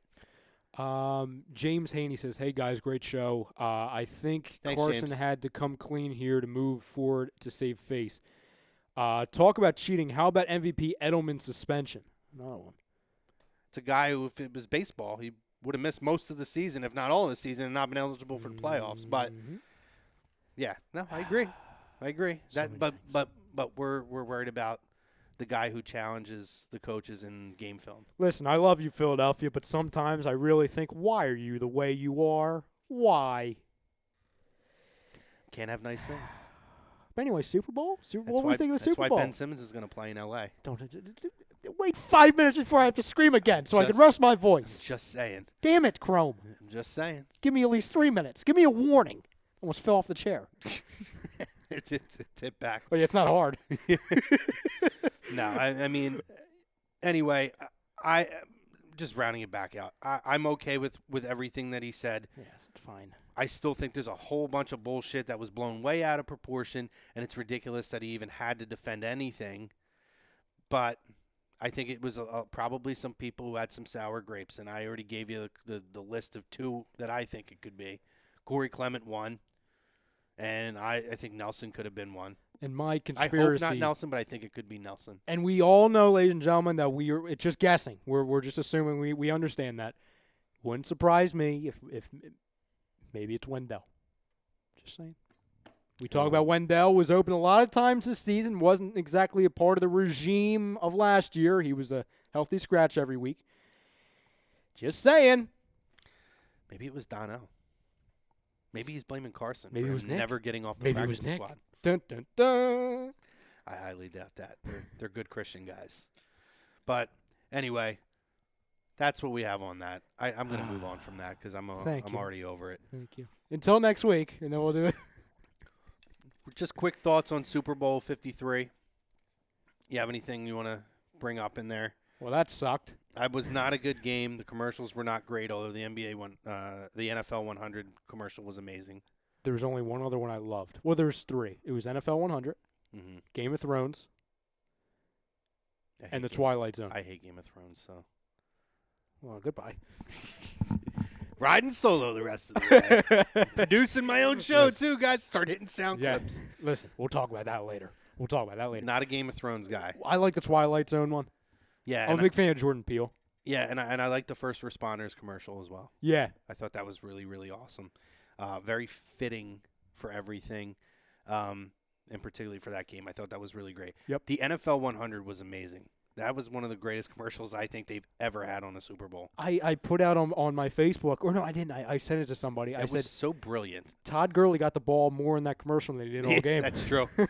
Yeah, I mean, listen, the actual Super Bowl, I've seen the argument, well, it was a great defensive game, yada, yada. I feel like this Super Bowl coming in, it's 2 teams that got there with their offense. I feel, if anything, I'll give New England a little bit of credit for their game planning defensively, but I also felt like it was more of 2 offenses that absolutely took a dump and shit the bed. And I'm not going to take anything away. I hate him, but I'm going to say Tom Brady's the GOAT. But what actually bothers me more, and this is where you get the double standard. Peyton Manning wins a Super Bowl with Denver, and it's all about how Peyton was over the hill and got gifted the Super Bowl because of the Denver defense. Tom Brady, for all intents and purposes, his defense did bail them out big time in this game, aside from that one drive that he had. I mean, Edelman had a phenomenal game, but they were as bad on third down. They were fine on first and second down, but they were as bad on third down and converting as I've ever seen a New England team. This was the worst New England team to win a Super Bowl, which, again, I also give credit because the adversity that they did face in terms of personnel on the field, not having the playmakers, although Sony Michel really emerged, I thought, this year, and for them to still go on and win a Super Bowl, you can't say enough about it. Absolutely. But Jared Goff looked like he had no business being on the field. It's because he didn't. It was rough to watch, and I'm a guy who I like to give Goff a lot of credit. I felt like he made big strides this year, but that looked like a major setback to me. He was a deer. Like I don't even know if a deer in headlights puts that into perspective. No, he was scared to death. He looked petrified on the sidelines when he wasn't on the field, and he looked completely lost on the field. So I said last week on my show on Wednesday that, and I got a lot of heat for this. I said, I forget who said it, but people were saying that, Jared Goff is way better than Carson Wentz. And I said on the show, I said, there's no shot in hell I'm going to say that. And you could call me a homer or anything. I said, there's no chance in hell. I said, and I've brought it up numerous times, I've watched every single game from both of them, Goff and Wentz, because we all knew that throughout their careers they'll always be compared to each other because one was 1, one was 2 in the draft. And I said, there's no chance in hell that is even a I mean, it could be a conversation, but to flat out say Goff is way better than Wentz, no shot. Yeah. There's no shot. That performance in the Super Bowl killed that conversation for the time being. I'm not saying that they can't have that conversation down the road, but that conversation that started creeping up this year is done. And I understand, like, listen, Goff has the injury thing over Wentz. I get that. And listen, he's actually playing a playoff game, but also Wentz was not available to play in one.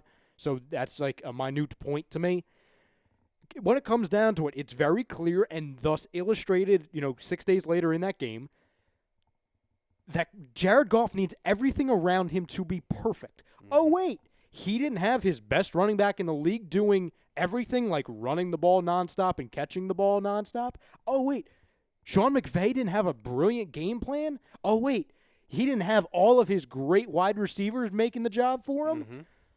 Oh, my God. He only scored 3 points against a lackluster defense who did play well. The Patriots did. But, only 3 points, really. Mm-hmm. Jared Goff didn't completely take over the game like everyone illustrates that he does. Oh, really? Where did I hear that before? Yep. It's just so typical of everyone is a big fan of the guy at the moment. Jared Goff is good. He's very accurate. But guess what happened to him, Grum? The accuracy went out the freaking window. Yeah, it was bad. He was Matt Ryan light who didn't get into the red zone. Matt Ryan stinks in big games because he gets into the red zone and can't do anything with it. Right. Jared Goff didn't get past the 20-yard line. Yeah, it was bad. That was as bad of a Super Bowl. I wasn't excited about it to begin with. No. And I was even more disengaged to actually watch the game. And I thought it was very telling that the report came out that the team in the Super Bowl, the city who has a team representing the Super Bowl in Los Angeles, their ratings for the Super Bowl were below the rest of the country's average, which is an absolute disgrace to me. There's no reason for that to happen, that you have a team representing the championship game and you're not above every other fucking area in the country in terms of viewer ratings. And that's why I'm not an LA team fan. I don't, other than the Lakers, and I make this argument all the time. Aside from the Lakers, nobody gives a shit about sports in LA, including the Dodgers. They are the most it is a social gathering, is what professional sports is out there. And there's a reason why when you go to a Rams game, and I went this year to the Eagles-Rams game, why the majority of their games, the home team is less represented than the away teams. Because nobody cares. It's L.A. There's more to do. People want to go out and do this and that. People want to go to Disneyland. People don't give a shit about sports out there unless you're the Lakers. And why? Because the Lakers are so ingrained into what Hollywood is that you can go there and see Jack Nicholson and see, Will Smith or whoever the hell else, like a Kardashian in the crowd. It's a part of the whole Hollywood L.A. experience. And because they do have a great traditional history. I mean, whether we love them or hate them, that Crumb Ralph, they have a great history in sports, and it all ties into that Hollywood lifestyle. Other than that, nobody cares. And I'm sure that did we share the video or I saw a video when they got into the Super Bowl and won the NFC Championship. Now, you know what it was like around here, guys. The bar. Everybody was like super excited, this and that. They showed the live reaction video in a bar in L.A. when the Rams clinched the NFC Championship. And I'm going to give you an exact replica of the reaction. Reenactment. All right. Yeah. Yes. Nobody around me's clapping? That was it. That's all you needed to see. Great reenactment. There's no tears. There's no hugs. There's not even a high five. It's a. All right. Yes. Yeah. Yeah. All right. What did we just do? It looked exciting. This is a football game, right? LeBron's not on it? Speaking of LA, a little Lakers I agree with you, update foolish for team, and LA doesn't deserve an NFL team. No, they have two. That's sad. The only team in professional sports that if it was in Los Angeles, I believe could get the following that the Lakers have is if the Raiders were moved back to LA, 100%. which should have happened from day one. Speaking of LA, a little Lakers update for you. The Lakers just lost by 42 points with LeBron James playing. The last time, or the previous biggest defeat of LeBron's career was 35 points in 2007 and 2017. This was 7 points more than that. Ralphie, you all right? No? Nothing? Okay. I'll get to him later. If Ralphie still had that hair, he might be pulling it out. Oh, that's already gone. Speaking of the Lakers, A little no huddle. I got to say I'm on the Lakers side with that insane offer that they made the New Orleans Pelicans. What a bunch of crumbs.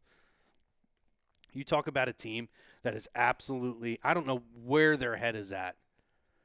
I'm going to pull up the full – I'm going to text Ralph, tell him to get in here. I want him to hear this. He needs to hear this. Let's see, Ralph. Sorry, guys.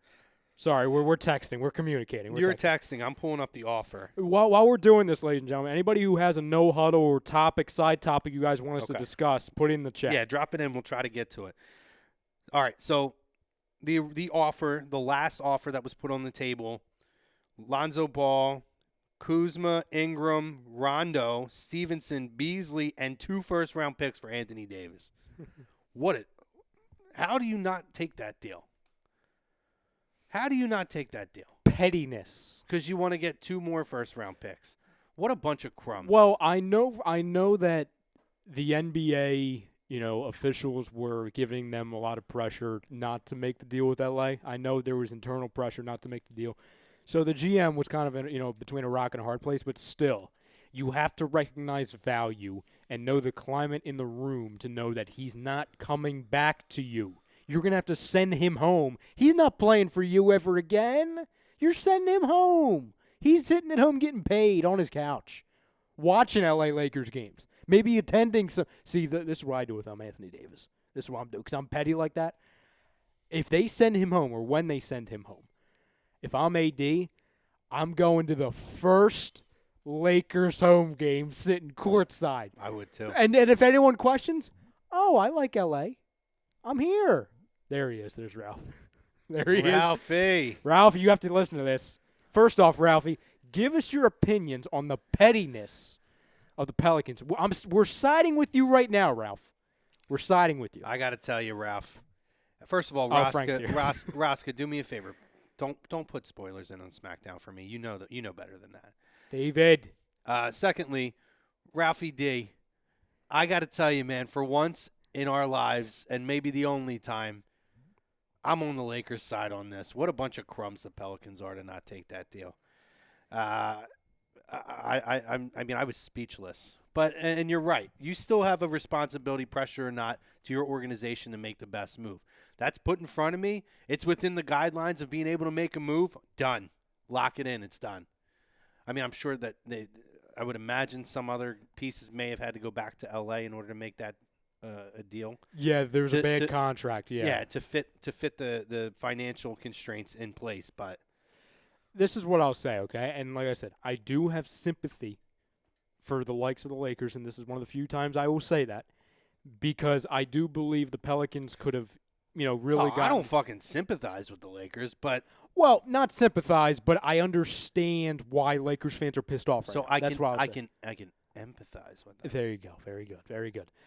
I do believe, and Ralph will get a kick out of this, that I think the whole LeVar comments about Lonzo has a lot to do with it because if anyone didn't already know, LeVar said that he did not want his son playing in New Orleans. He is going to be the downfall of his son's career. Well, of course. And also Lonzo's not good enough. Can't so that's not keep his fucking mouth shut. I think Lonzo has a high ceiling of talent, though. But he cannot keep his fucking mouth shut. And he can't stay healthy. That's another that's another thing. But listen, we talk about this. We can't talk through two sides of our mouth. We're talking about Carson Wentz. We can't judge Lonzo Ball already. Wentz has accomplished things in his career. Right. But I'm not going to make that judgment on Lonzo yet. He's only year 2. I'm going to give Lonzo a chance to show. Don't you jump on me. Listen, I'm not a Lonzo guy. I hate Lonzo. Sound like it. Sounds like another Mitchell thing. Let me rephrase that. I don't hate Lonzo. I don't hate him either. I hate him because I hate his father, and I hate the circus that comes with him. I don't even hate his father. Which unfortunately, I shouldn't project that onto him, but it makes me want to root against the kid just to shut his father up. Because I don't need any more of the kids running into the league. Let me ask you this, okay? And I love how, like, now, and it's great. I love this is what we do. I love how it's like Alonzo versus Wentz thing. Like, who would have thought we were going here? Let me ask you this. Has Lonzo Ball, in his 2 years, ever shown signs of being transcendent? No. Transcendent. No. Has Wentz? Yes. That's all. But I still can't judge his career or label him as an injury-prone guy. I didn't say that. I didn't say that. I said it doesn't seem like he can stay healthy. I said he needs to stay healthy. I said the thing that are gonna hurt his career is that he's not good enough, which I don't think he is. He's not. It's a shooter's league. He can't shoot. He's a very good defender and he's a good passer. That's great. He's a good point guard. He's not overly athletic. He's not a Ben Simmons type, as far as height or build. I mean, do I think he's like a future Hall of Famer? Absolutely not. Do I think he could develop into a very, very good point guard in this league good player. Yeah. and be a contributor on a championship team? Absolutely. Do I think he could be the floor general for a championship team? Sure. Sure, yes. But do we both believe that Wentz could be a Hall of Famer? He has the talent to do it. Yeah. All right. But I'm just going injury-wise. I'm not gonna talk through two sides of my mouth. One other thing. He's a young kid. He's only in year 2. Lonzo has had, 3 injuries through 2 years? Wentz has only had 2 injuries through 3. Boom. And listen, I'm just busting your balls now. I know. And listen, I'm not going to judge a guy either with the guys that we've had who've been injured and missed 1 and 2 seasons at a time. Mm-hmm. I'm going to give him the benefit of the doubt and give him a chance. I understand. You're more understanding than I am, or you just don't have to deal with Ralph every Wednesday. That's probably you're the more key understanding. Note right there. Yes. He does say, but there are people in the Pelicans organization that want Dell Demps to do the trade. Yes, Ralphie, but like we said before, it's a rock and a hard place thing. He doesn't know what to do. And I think pettiness, like Chrome and I said, that's what goes above everything. Here's what I will say. The Lakers, for the first time in a long time, or at least since this whole regime got started, they're in a really interesting spot to where they could easily be behind the 8 ball, which we never thought we would say, let's say back in the summer. We thought, they're absolutely going to get Paul George or they're going to get Kawhi to go with LeBron this year. And if not, they're absolutely going to get Davis or they're absolutely going to get Durant. Now we're sitting here like, okay, well, Kawhi, if he does leave Toronto, he's probably going to go to the Clippers. Paul George, he's not going anywhere from OKC because he's locked up. Kevin Durant, if he does leave, he's made it very clear he doesn't want to play with the Lakers. He'd probably go to either the Clippers or the Knicks. I don't think he leaves there. And then you look at it, Anthony Davis, so he's not coming now. In the offseason, you don't have the assets to really compete with Boston. There's also a handful of other teams that Anthony Davis would like to go to long-term, one of them being Milwaukee, so obviously great position to win. Other one being Clippers. One way or the other, Anthony Davis is going to end up with the Lakers. You think so? I think Kyrie and KD will end up with the Knicks, which I hate to think that, but that's. See, I think Kyrie and Kemba will be Knicks. See, I think Kemba is going to end up with LA. Well, see, I've been saying that for a while. I think that makes the most sense. I think AD and Kemba in LA. I think Kyrie and KD in New York, which I'm going to dread that. But that's better than being in Boston, though. Oh, well, yeah. I can deal with them going to New York because they're still a little ways away. I mean, New York is going to be so tough next year because they have so much cap space. They're going to build that team up pretty quick around those guys. Yeah, but this is what I'll say. I mean, you have the chemistry thing that they're going to have to clearly work on, but they'd be good. I will say in the long term, though, I'm more worried about the long term of what New York's going to end up putting on the floor in the next 2 or 3 years, as opposed to what Boston's going to be putting on the floor 2 or 3 years from now. This is what I'll say. Particularly if Kyrie leaves. If the Lakers somehow find a way to screw this up to where they're not getting any of these guys, I just want to sit back and hear these Lakers crumbs cry. I want to hear guys like Ralph just cry forever. Because they sat here back in July, oh, screw Philadelphia, we got Bron, oh my God, you guys aren't a destination.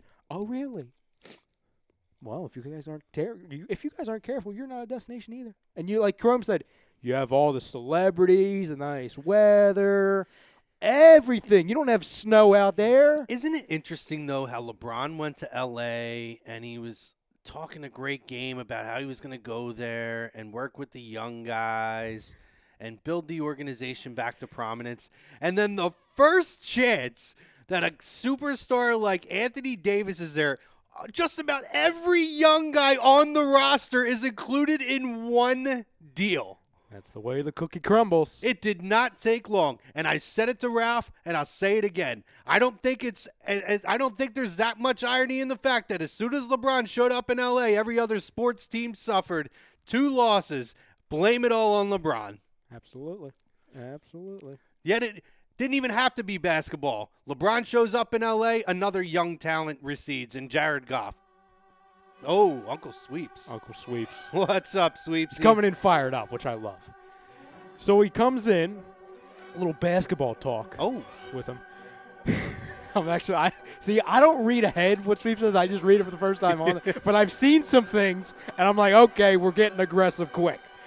He says, F the Lakers, F Ralph. They offered 5 guys 2 picks. So then it's AD, Bron, and 3 jabronis until the super team is complete next year. Effing NBA sucks. Homeless man. I'm not reading that part. Anyway, he says, great show, boys. Then he says, next 2 super teams, Lakers and the Knicks, unfortunately. Well, we talked about it. If the deal happens, I think that you're looking at, and I don't think this deal is going to happen. I think I think Anthony Davis it's going to go past the deadline. He's going to end up getting moved in the offseason. Yeah. But if it happens, without question, LA is going to have to sign Melo. Have fun, Ralph. And after our conversation, Caldwell Pope will probably be gone at some point. Yeah. If he's there, I think he starts over Hart. Yeah. And I'm looking at LeBron moves to the point, Caldwell Pope or Hart if Caldwell Pope is moved, Melo, Anthony Davis. I start Tyson Chandler for the simple fact that I think you're going to need JaVale McGee's offense because, as Sweepsy said, you got McGee, maybe Hart off the bench, and you're pulling janitors, you're pulling ushers off, out of the tunnels. You got to suit somebody up on the floor, at least until the buyout season goes through. The last thing I'll add to this is, and I said this to you before the show, I've said this to Ralph numerous times, Frank can attest to this, over the last handful of months, well, especially for the one player I've said for a couple of years, I've had a list of 3 players, and I'm going to bring up 3 players that I'll just say, not predicting it, not considering, I'm just saying keep an eye on them by the end of Thursday, by the deadline to end up on the Lakers, okay? Because they have said that if it wasn't Anthony Davis, they're interested in pursuing a second star. Mm-hmm. Because you can't continue to play Bron with these guys, even if you're not winning anything. Because if you continue with this, you're not making the friggin' playoffs. Right. And LeBron does not want that on his legacy, especially after going to L.A. Give you 3 guys, okay? Kemba Walker, I've been saying for almost 2 years. Mm-hmm. Makes too much sense. Mm-hmm. Number 2, Bradley Beal. John Wall is going to be out an additional 12 months. I know the Wizards said they don't want to they don't want to trade him. Listen, the Wizards are done forever. They're done. I mean, they have no shot because it's now the worst contract in the league, the John Wall contract. They're screwed. And third, Sixers fan, just telling you. I don't want it. Just telling you. Jimmy Butler. Just saying. I'm not saying I want it. It's very clear that I don't want it. I'm just saying it would make sense. Do you think Markelle gets moved? Yes. I think he's going to be involved in this in Mirotic. I think we could get Mirotic. I believe so. Okay. I believe so. It's clear he needs a change of scenery, and also if he does get traded, it better not be to the Heat. They have nobody for us. Yeah, nobody. I don't know how that deal would work out. I don't know who I would want off of that team. That might be the last team I want him to go to. No, because they have nobody. Like, what are you going to give me? They're not giving up Justice Winslow. They're not giving up Bam. Like, there's all these guys. Like, the freaking Heat. Like, stop. Do you think Markieff Morris gets moved? Could that be somebody that the Sixers end up with? Yes. I'm not saying he is going to get moved, but I could see that. I like his fit if he ends up in Philadelphia. Listen, I would say we're getting a couple buyouts because this is the other thing, and this goes in my no huddle. So Corey Brewer won't be back. They're not going to sign him for the rest of the year, which you could say, Corey Brewer, it's not a huge loss, but listen. And he did play bad against Sacramento, one bad game. Oh, wait, he didn't have a job 3 weeks ago. Oh, shame on him. It doesn't make much sense to me that they would come right out and say we're not re-signing him if they didn't have a plan on getting a few pieces. So when I saw that, I was confused, but I thought, okay, a trade or a few moves are incoming because at the least, if you can't look at him as a scorer, which he put up 16 points, 12 points, and 11 points in 3 games. So, that's a thing. He's a vocal veteran presence who can play defense, something Brett Brown loves and is great on this bench and in this locker room. And what was the one thing that me and you talked about? If you're not able to put points up with your bench, then win. You need to have defense to at least during those time periods shut down the offense. Especially in the playoffs. Manage the offense a little bit on the opposing team. So, no, I would agree with you that does open up a lot of speculation because there would be no reason to not give them that 10 days, even to just a look and see. It doesn't hurt them by doing it. No. And the other thing is, listen, I no disrespect. If people want to tell me that they're going to get rid of Corey Brewer before they're going to get rid of Furkan Korkmaz,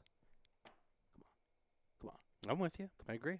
The one thing, the other no huddle I wanted to add before we go into our baseball, and this is more of a question for the people at home and for you, because I think it's about to change maybe in the next week or two before meaning baseball. I think a player could be out of this list. I do it every year. Give me your top 5 athletes in Philadelphia. Overall in Philadelphia, all 4 sports? Yes. I know I'm hitting you with this out of nowhere. It's okay. Carson Wentz. Okay. Joel Embiid. Ben Simmons.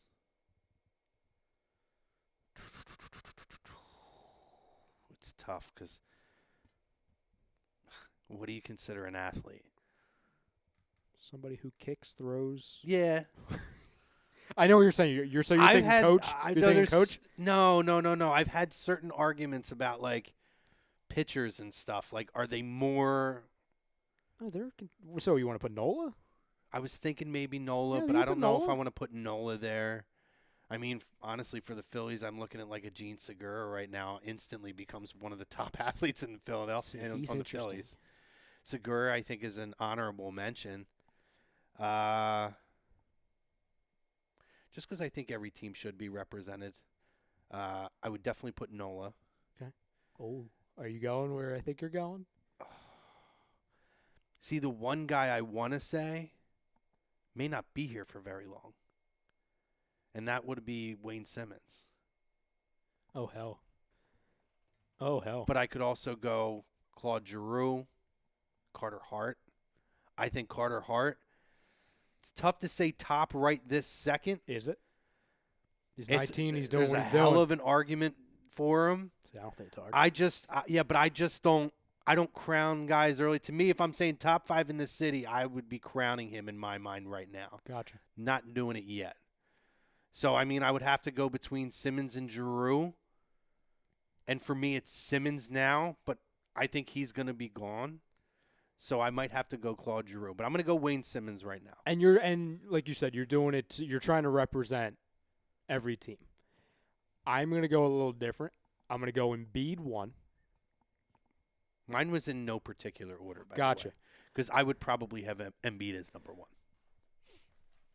Wentz 2. Mm-hmm. Simmons 3. Mm-hmm.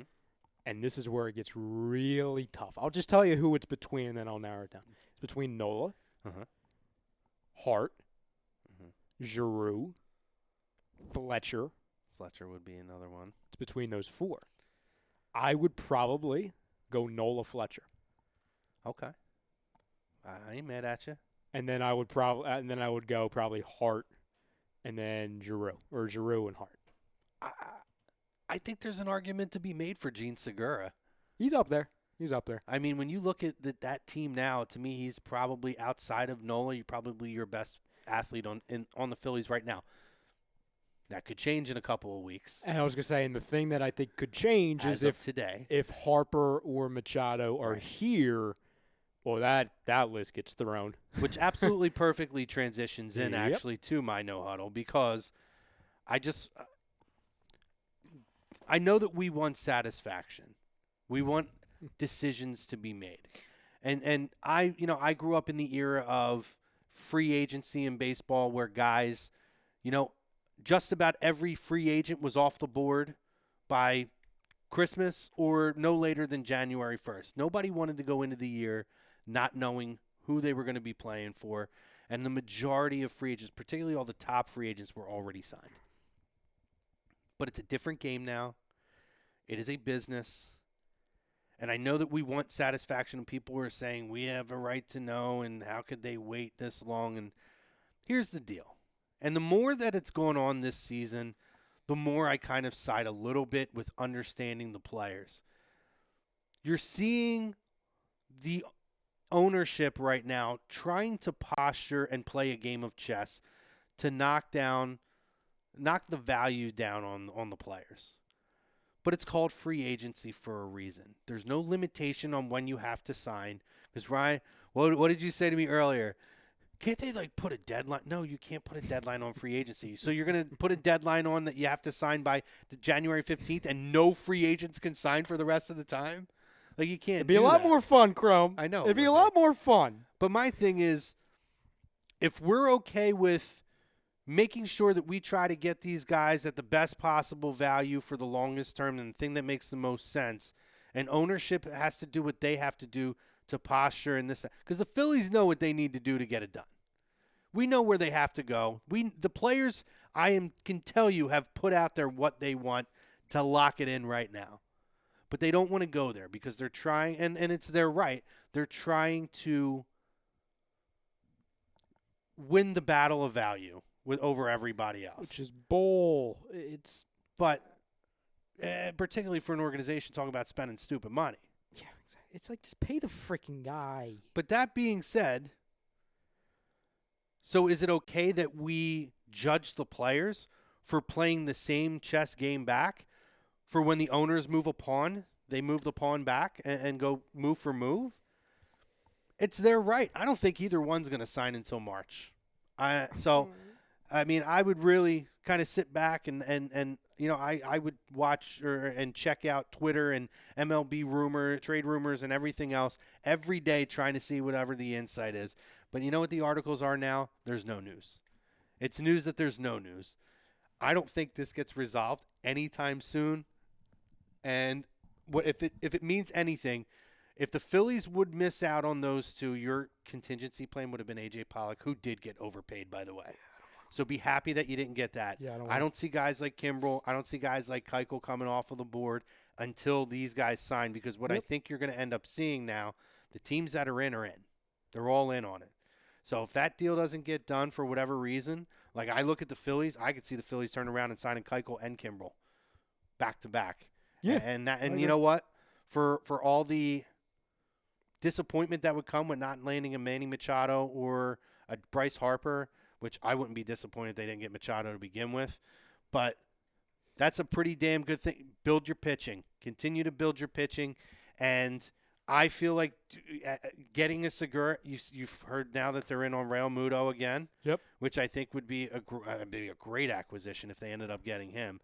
The only thing with that is the fact that this is the fifth time that we've heard that a team is closing in on a Real Muto deal. So there's traction on it moving forward. So I take that with a grain of salt. I agree a lot with what you're saying, to be completely honest with you. I just look back on it, for example, and you make a good point. Everyone's frustrated for the most part because in this day and age with social media, everything is about instant gratification. And I understand that. I completely agree with that. I just look at it as I'm more frustrated not as a Phillies fan, and I am as a Phillies fan. I can't say I'm not, because of course I would like to know, for example, Cardinals fan, any fan of any team, I want to know what my roster looks like, because I want to know what my expectations should be. I want to know, okay, not excitement level, because I'm excited for baseball, whether they suck or whether they're great, just because it's baseball, but you understand what I'm saying. Sure. I want to know what this baseball team looks like. We were so close to getting him over the summer, Machado. We were so close. Sure. And then it's, oh, wait, it's not going to be a problem to get him in the offseason. All right, they told us that. Then they told us, okay, stupid money. We have no problem. Now we're sitting here in February, and I agree with you, might not be until March until we have another step to this. And spring training is in, a handful of days. That's the frustrating thing. And I look at it as a fan of the game to where like, the NBA is so great, not because of the playoffs, but because of the offseason. Because everything is so quick. And then those quick moves then take the storylines for the rest of the offseason. And as we both know, doing this, discussion drives interest, and interest drives money for the league. If there's no moves being made, there's no discussion. Right. And if there's no discussion, that's hurting the game that needs the most excitement. Sure, I hear you. And the other thing I look at is, I've said this a bunch, Mike Trout, the best player in baseball, at least one of them, because I know. Like, I'll bet the Phillies won't hesitate to throw $400 million at him right away. Well, exactly. And the other thing is, if he walked into a mall, you don't know who he is. Nobody, I do because I've met the guy, but you understand what I'm saying? Like, the normal human being won't recognize him. But if LeBron or Wentz or Embiid, if they walk into a mall, it's a mob. It's a mob. So in a league where they need to start branding their athletes better, it's just so hard for me to look at it. And again, I don't fault the agents. I don't fault the players because they're using the system to their advantage, like any smart businessman would do. Well, I think everybody's using the system to their advantage. Yes. And it's like we talked about. To me, everybody's betting on themselves. The organization is betting that they can get a value down. But what the player is now doing, which is smart because you're starting to hear it, this is where the mystery teams start coming in now that we've seen over the last couple of years. Because you're walking that fine line of when is it time to give and when is it time to get the deal done. You're running the risk of other teams coming in and swooping in and taking the player. Now, on the flip side for the player, they're running the risk of, which we've also seen, Kyle Loesch was a big example when he left Philadelphia and went to St. Louis, of when is waiting too long to where what you had offered before has now been knocked down even more and even more to where you have to settle. So everybody's betting on themselves. To me, you can't be mad at the players for playing, like you said, playing within the system of playing the game of chess with the ownership. Agreed. The Phillies know what they need to do to get it done. Yep, and I think it's stubbornness on the Phillies' end too. Like we talked about, the owner says, "Oh, we're going to spend stupid money." Where is it? Where is it? It's like, listen, sometimes value.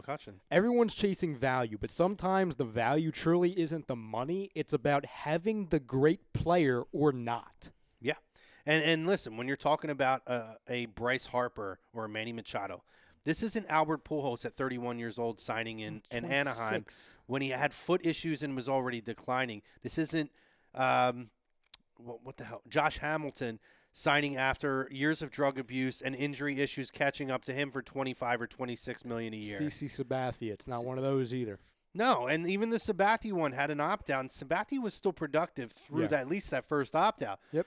This is a 26 or two 26 or 25-year-old kids to where when this – if first of all, it'll never get past 5 years because they'll take the buyout or the opt-out. But even if it does – you still have them into age 35 or 36 season. And guys will want to come play with them. My God. Like, those guys could still get big contracts after the fact. Or you give them multiple opt-outs after 5 years, 7 years, whatever. They're still going to be young, and they're going to take the opt-outs, and they're going to maximize their money. So that's why it drives me nuts when people say, I'm not giving them 10 years, I'll give them 5. Give them a 10-year deal with a 5th-year fucking buy or opt-out. They're going to take the opt-out. Give them $12,500. It's not my money. No, and front-load the freaking deal. Anyway. That's all. People are just flipping out about the players, man. The players have every right to do it as the ownership does.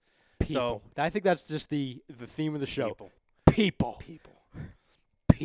Anyway, good stuff tonight, Ryan. Good stuff, man. We missed Chucks. Congratulations again to Ashley and Mikey and Chucks, the new addition to their fam, to our fam, the A2D fam. Thank you to our sponsors, Gibson Mayer LLC, our certified public accounts, make them yours, GibsonMayer.com. Also, specialized physical therapy, Scanzano Sports. Fam, it was a great time talking to you guys. Looking forward to getting back into it next week. We start our real off-season preparations. So we'll try to come up with some fun stuff and continue Eagles conversations, maybe some lists, some different things, maybe a little more clarity on this whole Nick Foles situation that's going to be going down. He might be on another team by next week. He might be. Tomorrow night, we got The Fix. We got AM in the PM. Thursday night, Lazy Booking Hockey Happy Hour. Friday night, we got the Philly Sports Guys. Saturday, the Hooligans. Sunday, Agree to Disagree. Monday, Sports Hounds. And I actually made it through the list without screwing it up for once, guys. Yes. We got a lot of content coming to you guys, so make sure you stay tuned with A2D Radio and join the Real Talk group if you're not a part of it. Until next week, guys, enjoy your week. And, go Fly Eagles Fly. We'll see you later.